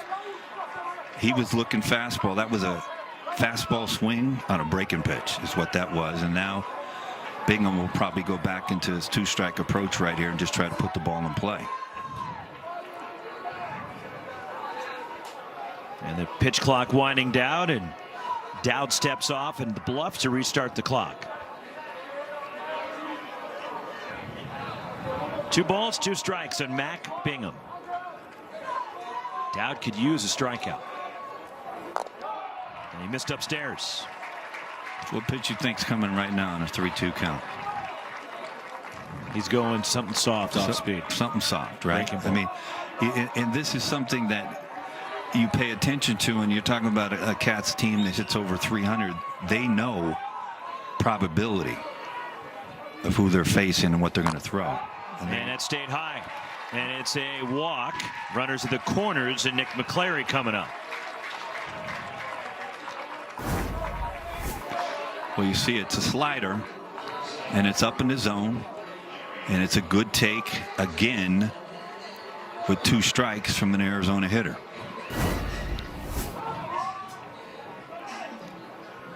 Nick McClary tonight. 1 for 3 with an RBI and a run.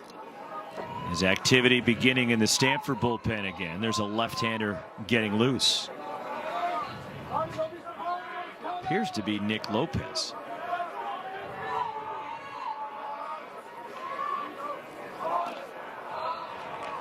And this is the thing that Nick McClary brings his Arizona offense. He could do anything here. He could push a bunt. It's a good block by Malcolm Moore behind the dish. But McClary, he makes Tommy Troy come in on almost on the grass at third base because he has the ability to lay the ball down. Chased one there, 1-1. He's tough. He obviously can run, so he's tough to double up. Your middle guys have to shorten up a little bit. He can spray it anywhere. 1 ball, 1 strike. Runners at the corners. Arizona up 9-3 and looking for more as Dowd makes that soft throw over to first.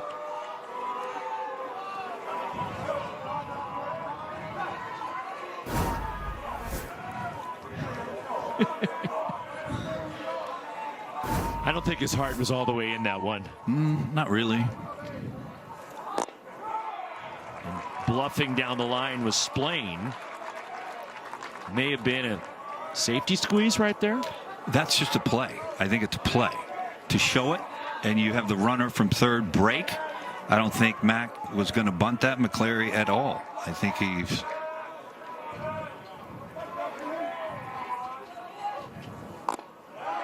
runs it over the inside edge. 2-2. Good fastball from Dowd. That's the beauty of both of these squads offensively. I mean, they're very witty in how they run their offense, and there's a lot of gamesmanship that goes on in between.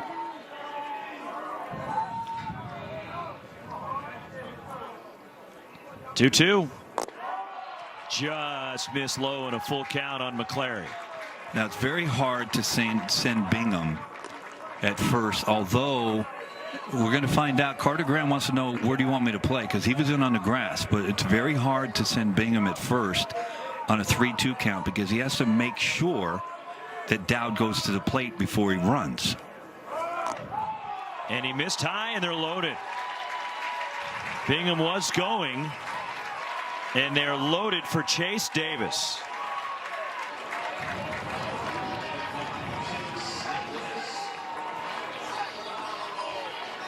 So after breezing through the third and fourth innings, Arizona, second time through the order, starting to get to Dowd as Thomas Eager, Stanford's pitching coach, is headed to the hill. Dowd's gone 2 2/3, giving up a run on 3 hits. He has struck out 5, and after that walk to McClary, has issued 3 free passes. And this is 56 pitches, and you just start to wonder. David Esker told us the last thing he's going to do is overthrow vital pieces of his pitching staff tonight. Nicholas Lopez coming out of the bullpen. Bases loaded, 1 out. Chase Davis coming up. So we talked to Quinn Matthews last night. He was our in-game interview guest from Stanford, and Wes asked him about the pearls that he puts on there when he's not pitching.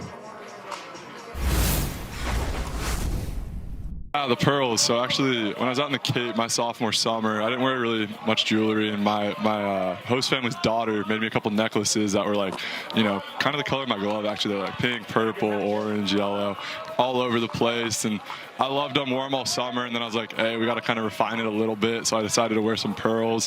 Harry Styles was rocking them at the time, and I was like, you know what, we'll go with some pearls also, and you know that's where it's been ever since. That's Quinn Matthews, who admitted he's a little different. Well, lefties are. I mean, let's face it, and Quinn's one of the first lefties I've seen in a long time that actually wear their hat straight. Most of them have it off to the side somewhere. But I got a kick out of him last night, right? You talked about how great he did in the postseason, right? And he was sensational last year out of the pen. What did you say, Rox? Well, except for that 2-run homer I gave up that hit up the light tower. Yeah, you know, it's something like people people forget what I did before that. But he was sensational. As you take a look at Nicholas Lopez's numbers out of the pen, just 14 2/3 right now. He has thrown, you see the problems, 10 walks. And a high school teammate of Drew Dowd. Well, there you go. He's from Redwood City, just down the road from Stanford by about 10 minutes. And he comes in the most pivotal situation that could possibly come in against this gentleman here, Chase Davis. 1 out, bases loaded, Cat's already up big. Want to know the count on Davis, the Pac-12 home run leader on a peel no swing, is Chase Davis, a couple of hits already tonight. Didn't you find it interesting what his skipper Chip Hale said about him? One of the few. And Chip Hale's been in the big leagues as a manager, as a coach, as a player. Obviously played in college. And what did he say? He has not complained about a call all year. And he's never seen it before in a player anywhere. Anywhere. This is danger zone right here. 2-0. Base is full, 1 out. Strike call to Davis. 2-1 the count. Lopez 6'4", senior.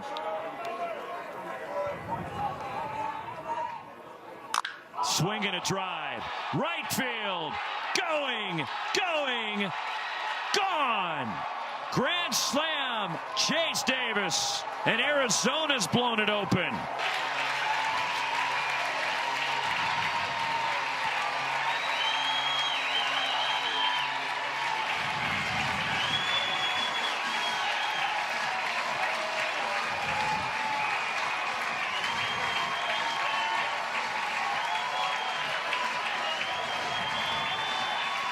Well, we're going to go through the pitch sequence from Lopez to Chase Davis. First pitch, fastball up and away. Second, a slider down and away. Third pitch is a fastball that Chase maybe thought was down. This is a fastball, Broadway, middle, and Chase knows it, and everybody knows it's leaving the yard, going up there by the lodge.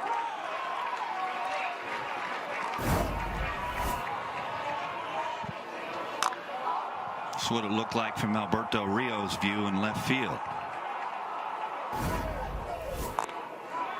1-1 on Kiko Romero.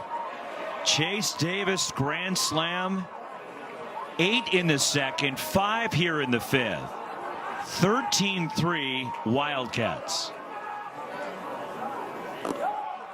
And keep in mind there is a 10-run rule in effect for this Pac-12 tournament. And in game 1, Arizona was in a situation that could come in play, and they bunted to try to get it against Arizona State, and I don't think the Sun Devils appreciated it that much. But with that said, that's just knowing the rules and knowing how quickly you can end a game. And the 10-run rule comes into effect after 7 innings.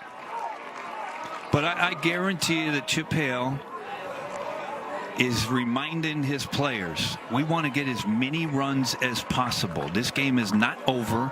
We're playing one of the best offenses in the entire country and teams. And Stanford came into this tournament red hot. They scored 18 runs against Cal in their first game here. And then last night, we're 1 out away from beating Oregon and sending Oregon home before the Ducks rallied. And if Oregon had lost, if Stanford had finished off the Ducks last night, USC would have been here playing in this game. Well, keep in mind the night before against Cal had a lead after 5 innings. The Cardinal scored, what, 14 after the 6th inning? Stanford in that game Wednesday night scored 6 in the 6th, 6 in the 8th, and 4 more in the 9th. Romero draws a walk. Emilio Corona is the batter. So for 2 with a walk and a run. And that one hit him.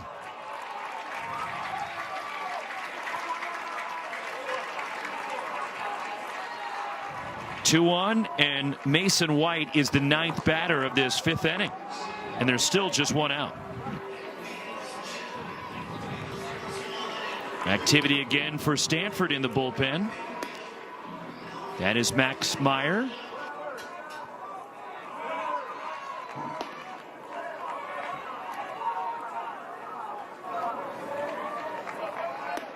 And again, Stanford had been playing great baseball heading into last night, and they were upended by Oregon. And now trying to get back on track here tonight, but clearly the Cats have other ideas. Stanford coming into the tournament had won 10 out of 11 and 13 out of 15. They were red hot. You had them the last series, and somebody's on the app right there. Skied by White. This is a tough area of the field, and Owen Cobb takes charge of shortstop, angling over. And there's 2 outs. And Tony Bullard, who started this inning with a single back up the middle, coming up. Bullard 2 hits, 2 runs tonight. And you know what's interesting? Obviously, it's the best time of the year in college baseball, right, Rox? I mean, you can't beat this weekend. And conference tournaments, the Pac-12 didn't have one until last year. And the emphasis behind everybody wanting to get a tournament, it's a second opportunity. If you possibly had injuries during the season and you didn't play as well as you could, there was an opportunity to possibly get an automatic bid by winning a tournament. And that's exactly where Arizona had their sights on when this tournament started. Bullard swings at a fly ball. Left center field. This will stay in the ballpark. And Eddie Park puts it away. 5 more for the Wildcats, highlighted by Chase Davis. One of the best in the country says, you throw it up there, and I'm going to hit it way up there.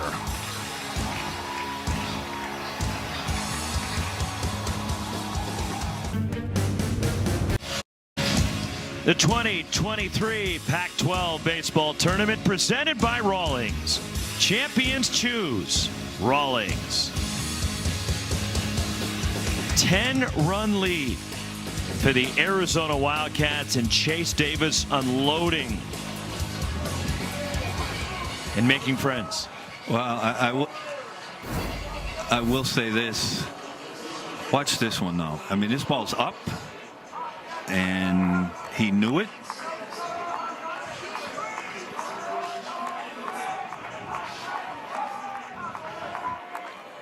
Did you ever have that much flair when you hit one? I will honestly tell you the answer is no. We're in a different era. That's all I'll tell you. And I will say this. But you couldn't have pulled it off like that. Well, no, I would have fell down the minute I tried to do those skip. I would have fell down. But on the ground is short. Nick McClary from the hole throws out Tommy Troy. But I will say this, we get a chance and an opportunity. We're blessed the job we get, right? We get to go down on the field before the game. We get to talk to the players. We get to talk.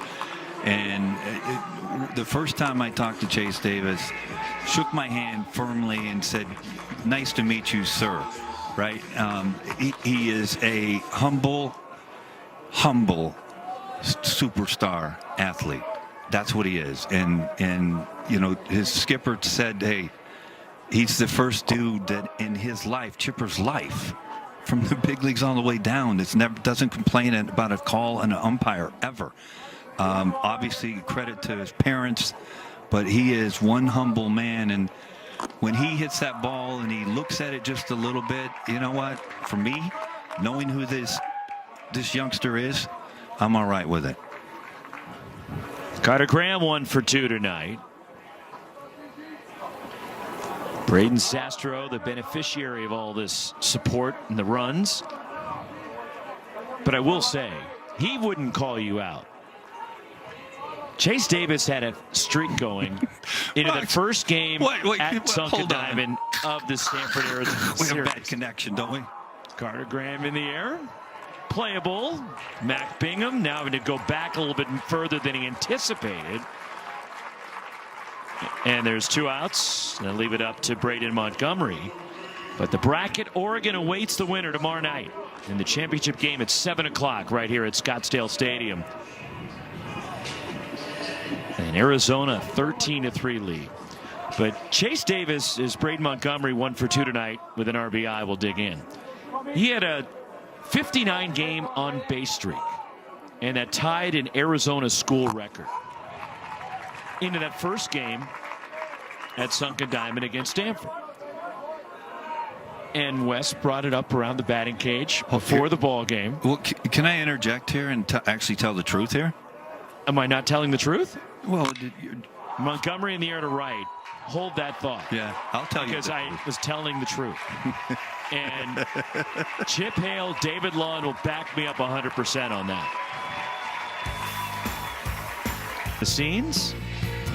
Leaving downtown San Francisco, we're going to move across the Bay Bridge over to the East Bay, go through the Caldecott Tunnel, keep going out on the 24, down the 680. You know, I was and our new studios, our new plush studios will be in San Ramon.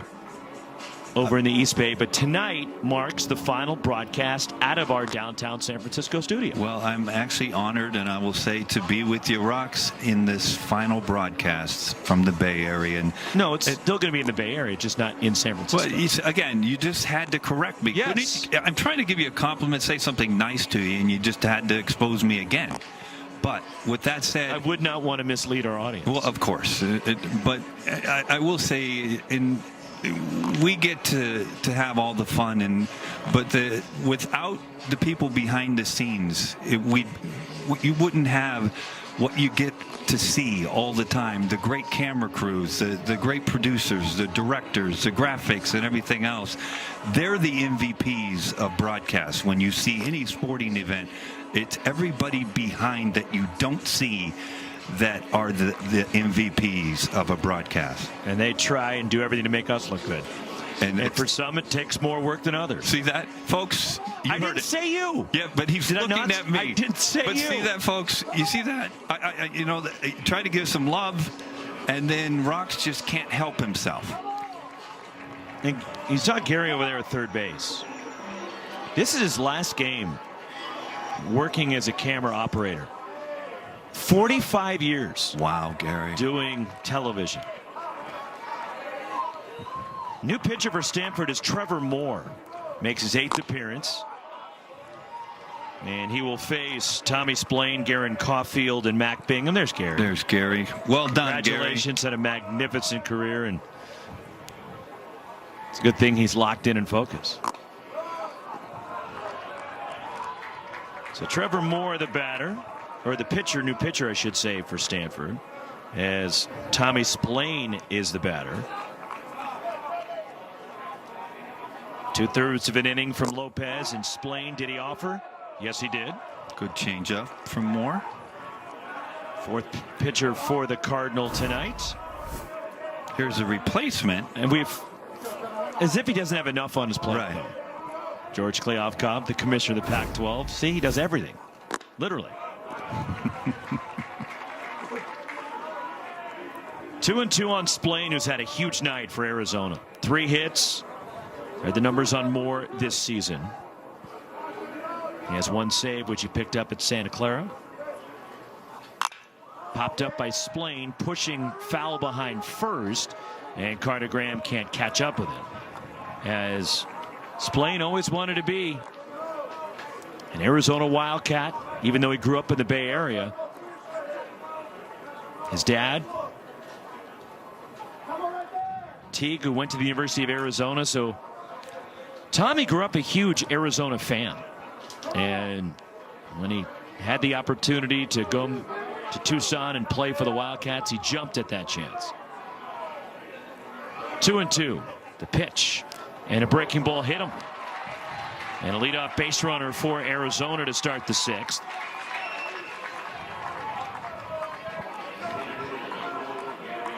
And that'll bring up Garen Caulfield.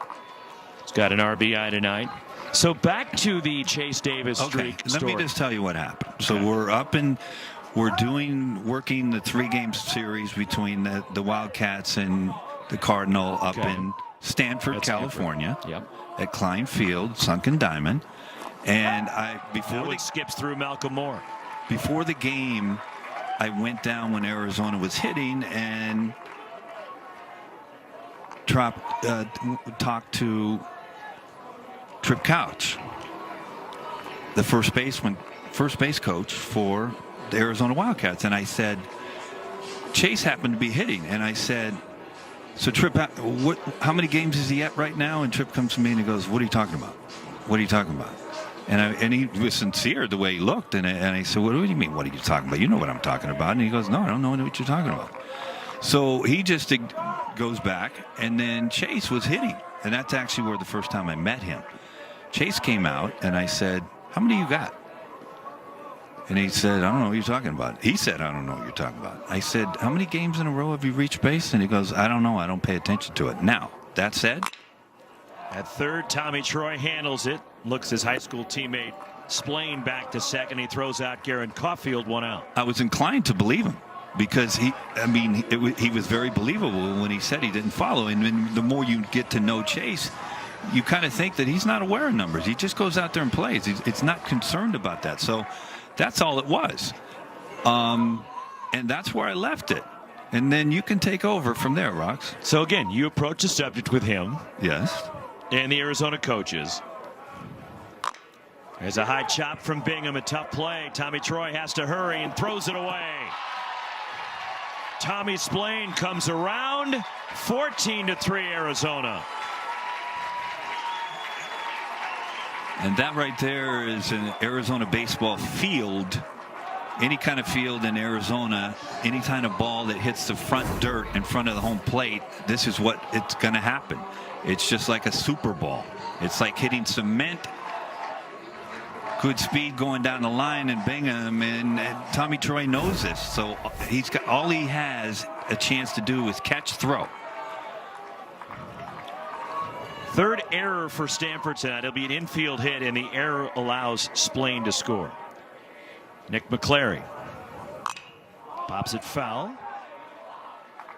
And then the next day, on Saturday, well, I wasn't there. The coaches were looking for you. Yeah, they were, but I wasn't there. You were down in the You field. Conveniently hid. Oh, I'm going to go talk. I'm going to go hide in David Esker's office. I went to talk to David Esker. Yeah, you went and hid in his office. But I was unaware. But Nick McClary in the air, slicing toward foul ground, and Braden Montgomery watches it land foul. They found you on Sunday. yeah, but They still didn't forget. what did they say? You're right.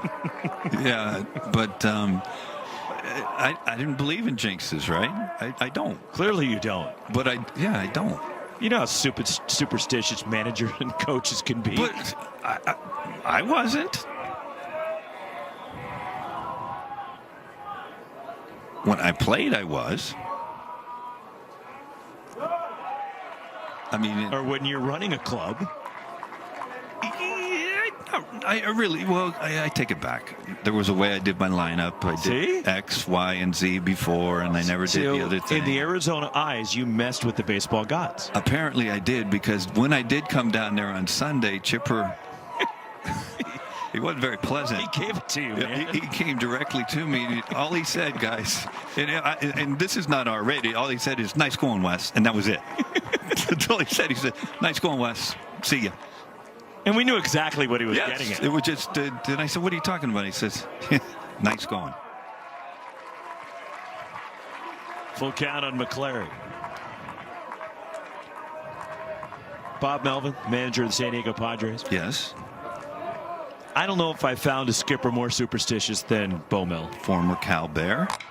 Well, you're always a Cal Bear. Popped up. Carter Graham there to make the play. Back to first goes Bingham after he was all the way to second.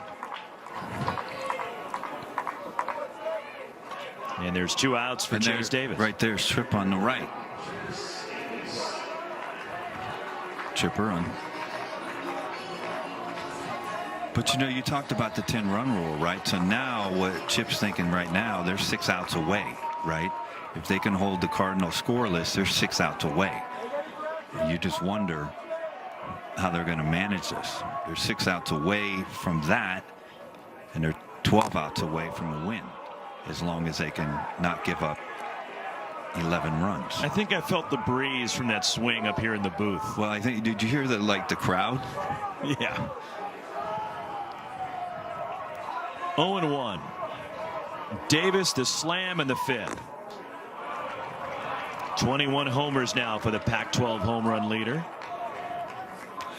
But he really has improved his contact rate. That's the only thing that scouts had any concern, if any, about this youngster. And he has really improved it, his ability to put the ball in play with 2 strikes. And his stock has really skyrocketed. There's the foul ball.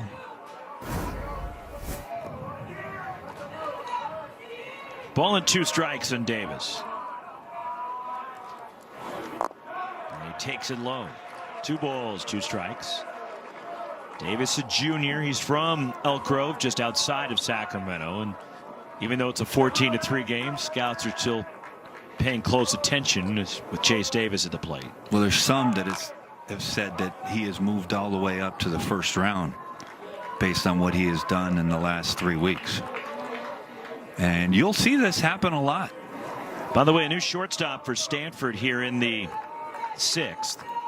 Timo Becerra has taken over at short. There is Becerra.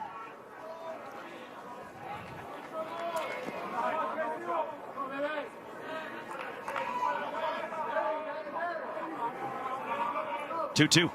Davis, another foul. Well, this is something that's on David Esker's plate right now, right? He has to figure out in his mind at what point in time during this game is he going to start thinking, as long as this score continues to hold, think about postseason and a healthy team going into the postseason. 2-2 again. High, it's full. It has nothing to do with quitting. It has something to do with what's important for the future of this club in postseason. How elevated does the panic meter get for David? Look, this could be just a one-off and you throw it out tonight, but lost a tough one last night as Davis rips that one foul.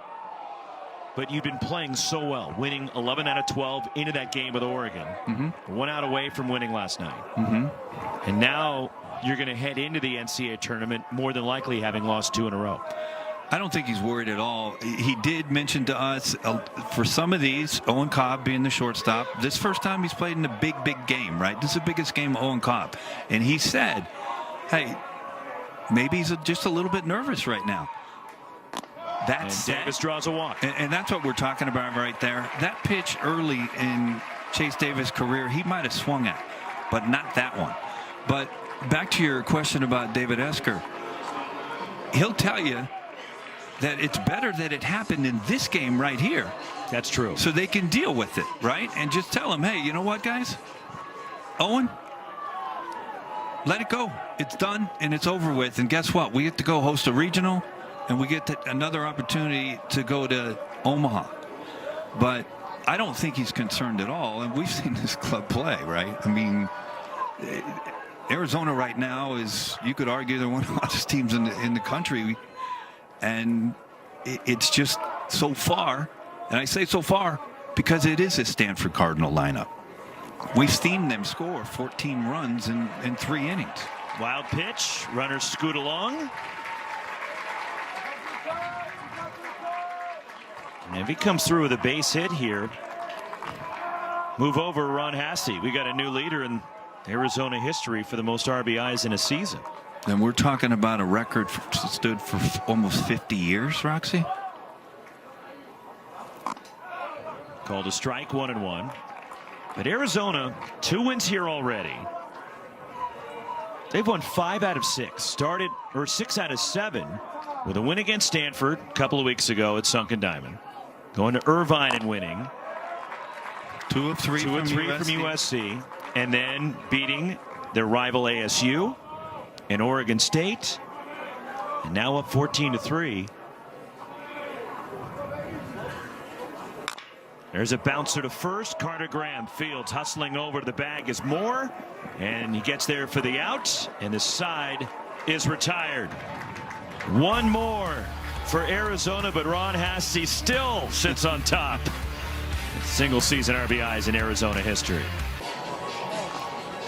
Softball Super Regionals taking place this weekend, and unfortunately Oregon went 2-out at Oklahoma State, eliminated by the Cowgirls.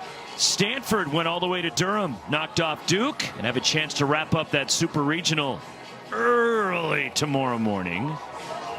What time? 6 a.m. Pacific time. Wow. Washington run-ruled Louisiana. They can wrap up that Super and head to the Women's College World Series with a victory over Louisiana tomorrow. And then Utah in a close one with San Diego State, 4-3. Utah hitting in the home 6th in Salt Lake City. Game 2 of that Super Regional tomorrow. Tomorrow night we'll have the championship game of the Pac-12 tournament here from Scottsdale Stadium on ESPN2. Oregon against either Arizona or Stanford. Right now it's looking like the Wildcats. Unless the bats can get going for the Cardinal as Alberto Rios looks at a strike. Braden Zastro has kept them off balance tonight. He has been absolutely amazing. I mean, obviously shaky in the first inning. Inning 1 gives up the 2-run home run to Tommy Troy, but he has been lights out ever since. In the air to right, playable for Emilio Corona. And he makes the catch just shy of the track. And the key to his success, Roxy, is he's been getting a lot of leadoff outs in innings. And that's exactly how you can be successful against a great hitting club as the Cardinal are.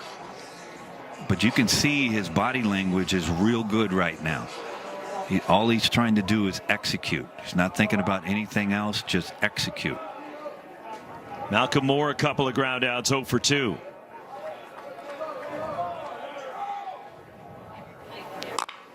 Lines that one out toward right, and it sinks in front of a diving Emilio Corona, who trapped it.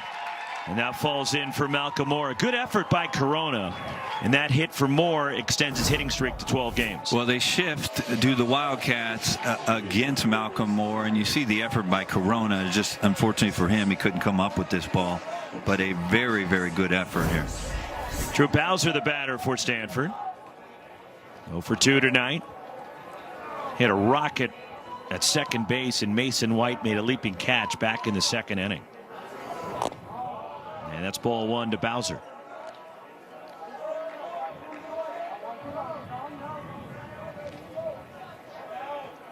If Arizona finishes this game off tonight, you can't convince me that this is not a tournament team. That they should, regardless of the outcome. Look, if they win tomorrow night, it doesn't matter. They're in. If they get through. But they get to 33 wins. You look at some of the wins and who they've beaten. And the way they're playing right now. Well, the way the committee looks at it is they count when you're playing games in the tournaments on all these conferences. They count these wins in the conference as aggregate total, right? Which brings them up to 15 wins in the pack. And to your point, Roxy, we have seen over the years a couple conferences get teams in with records below 500. Now, since the Pac-12 has been formed, there has never been a Pac-12 team that's been below 500 that's gotten in as an at-large bid. So we'll find out if this lead holds, how the committee views Arizona. Bowser goes down swinging. Third strikeout for Zastro. But I will say this, if this lead holds for Arizona and they go on to win this game, you're going to see a real good fastball up in the zone. But their RPI right now, depending on which one you're going to look at, is anywhere from 45 to 47. If this lead holds, their RPI will jump up to the high 30s, maybe 38, 37. And the RPI, if you don't know, you're not familiar with it, it's a ratings percentage index, and the committee relies on it a lot. It's one of the metrics they really lean on. They really do, and tied up Jake Sapien. You'd be hard pressed to sit in that committee and that room, which they're going to be on Sunday night as we take a look at the RPIs of the Pac teams. To sit in that room and say Arizona with an RPI in the high 30s, maybe mid 30s, they just won 6 out of 7. They just went through and beat the number 3 team in the conference, or 2 in Oregon State, the number 2 team, and the number 1 team. Or actually, they beat Arizona State. Excuse me, they beat Arizona State, and then the number 2 team in Oregon State and number 1 team in Stanford. And their RPI is sitting in the mid 30s, and we're going to say they don't belong. I don't know. 2-2 on Sapien. The pitch, and he reaches for it and fights it off. We'll do it again. And before that, they beat a tournament team in USC in a series. UC Irvine, a bubble team. A bubble team who, quite frankly, has had a lot of success. I mean, Ben Orlos, UC Irvine, and he's had a lot of success against the Pac. Full count on Sapien now. And Arizona was the team from the Pac that beat Irvine. So, I mean, I don't think you have to convince me and you. If this lead holds, for me, they should be in, period, regardless. Zastro, the 3-2. Sapien strikes out. Chase to pitch up and away. 4 strikeouts for Zastro. 14-3, Arizona to the 7th.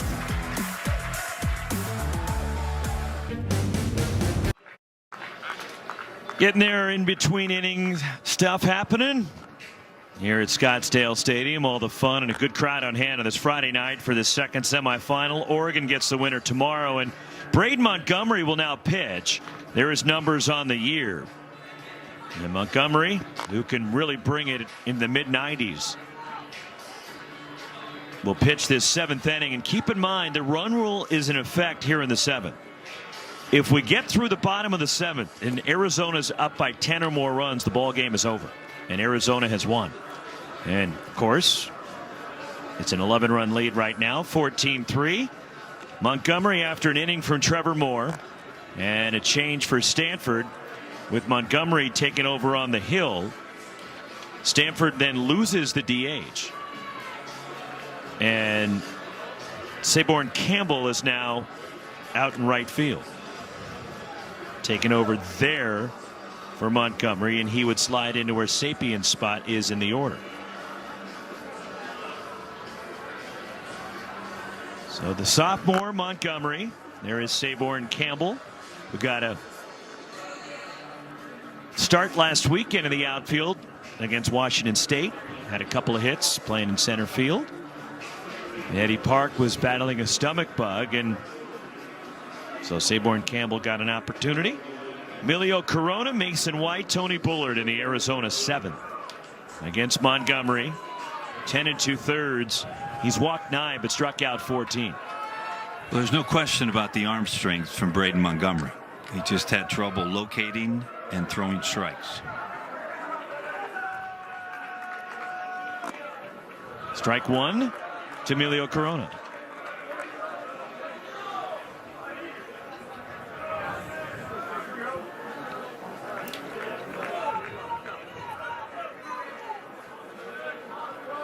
Montgomery, pitch is popped up into shallow center, coming in, still charging on is Eddie Park, now sidestepping, and Corona's retired, one away.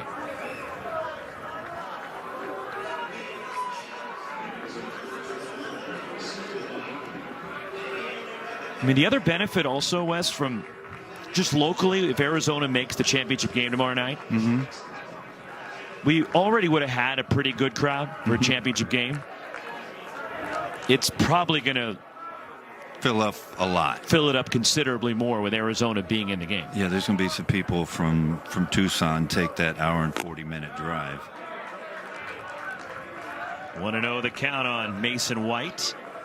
Homered back in the 2nd inning. 8 in the 2nd. 5 in the 5th and 1 in the 6th for the Wildcats. Good pitch from Montgomery. Montgomery threw some big innings for Stanford last year in the regional. And Stanford had to come back through the losers bracket. Blew that one by Mason White.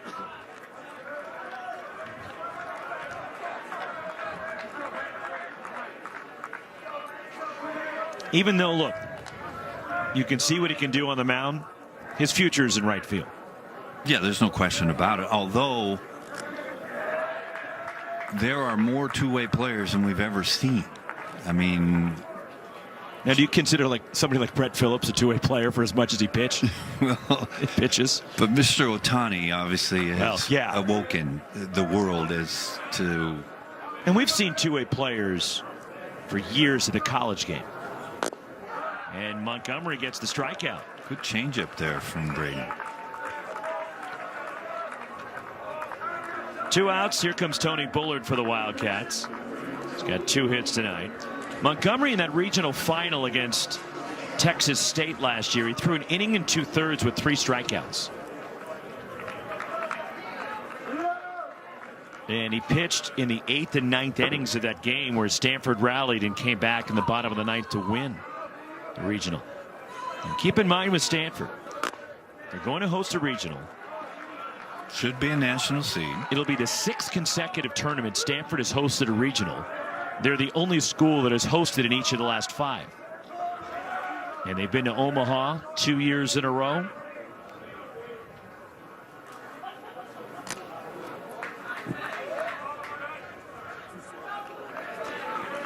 Last year, Stanford won their regional at home in that track through the losers bracket. And then, after they faced 3 elimination games in the regional round, lost the opening game of the super regional at home to Connecticut.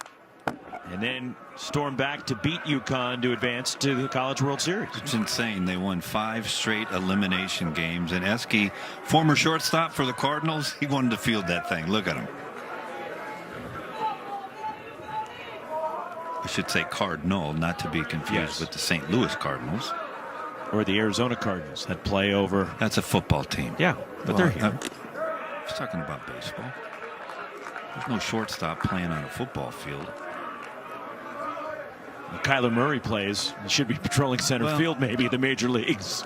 Well, the question is, would it be in Oakland or in Las Vegas? Don't do that, please. Okay. Don't go there. I did. You trying to upset me? No. If I could, I'd do it all the time. I don't know how. After it was so nice and I got you a birthday cake. Did you say so nice in the midst of? Yes. I have people texting me right now. And why is this guy so mean to you? Who is he?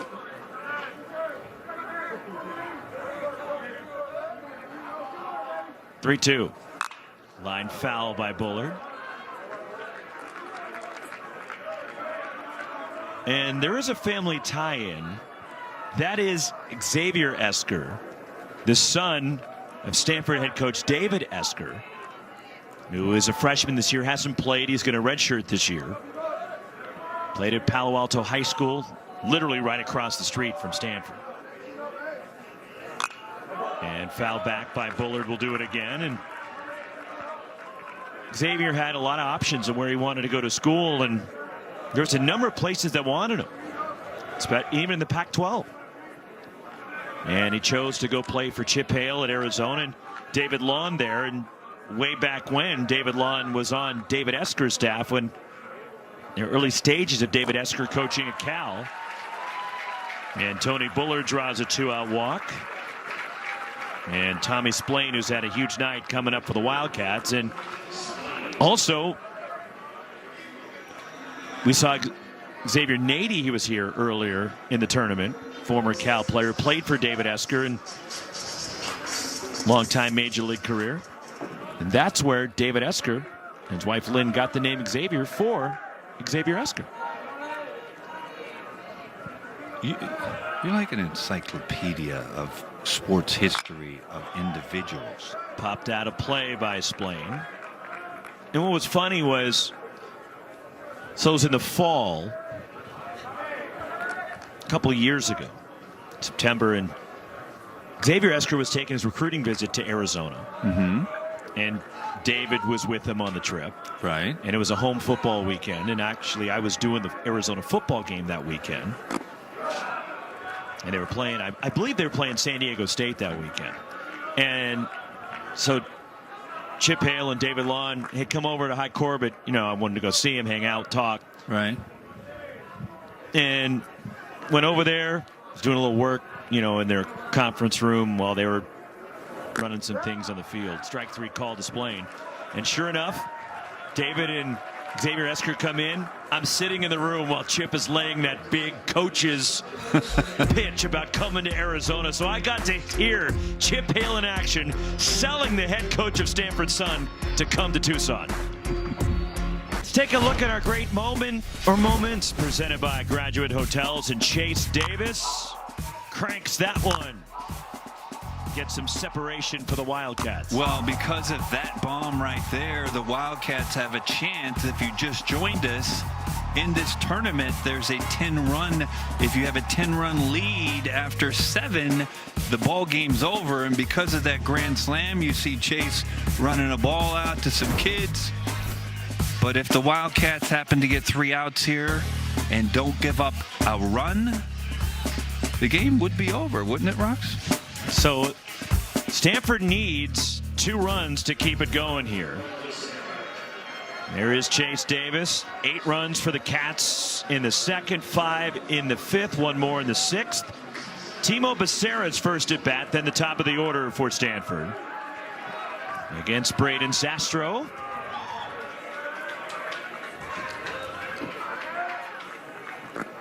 And Becerra takes inside. Becerra starting 2 games when Owen Cobb was banged up last weekend at Washington State. Starts number 2 and 3 on the season for Becerra. I was really impressed with him defensively at shortstop in that series against the Cougars. And he lines this pitch the other way. And Becerra with a single. Leadoff base runner for Stanford. I tell you what, I'm interested. And we'll have another pinch hitter for the Cardinals. Excuse me, Ross, but I'm interested to find out the defensive alignment that the Wildcats run right now. Ordinarily 14-3, you're not playing no doubles. But to your point, Arizona is trying to not give up 2 runs right here. And so you just wonder if they will play no doubles, meaning Tony Bullard at third will play a step closer to the line at first. Your outfield will play a little bit deeper. Jimmy Nadai pinch hitting for Eddie Park, and the Aussie takes a strike. As Nadai from Sydney, Australia, is the freshman. There is activity in the bullpen. Casey Hintz is up. Nadai gets a piece of it. It's 0-2. As Nadai 39 at bats this year.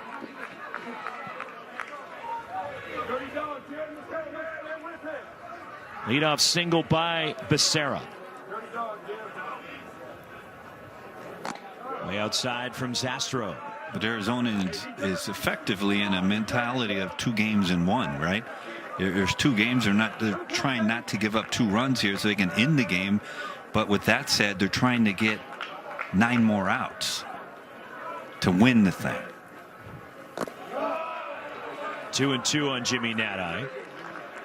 It's Arizona, who made a regional in Chip Hale's first year last year, went to Coral Gables. This would be a huge step tonight if they can finish the deal. Strike 3 called to Nadai. Well, good, outside corner. Good slider by Zastro on the outside part, and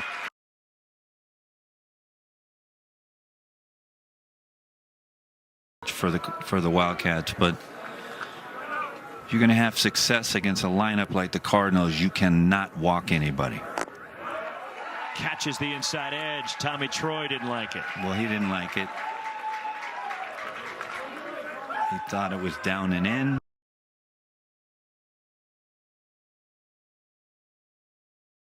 Full swing.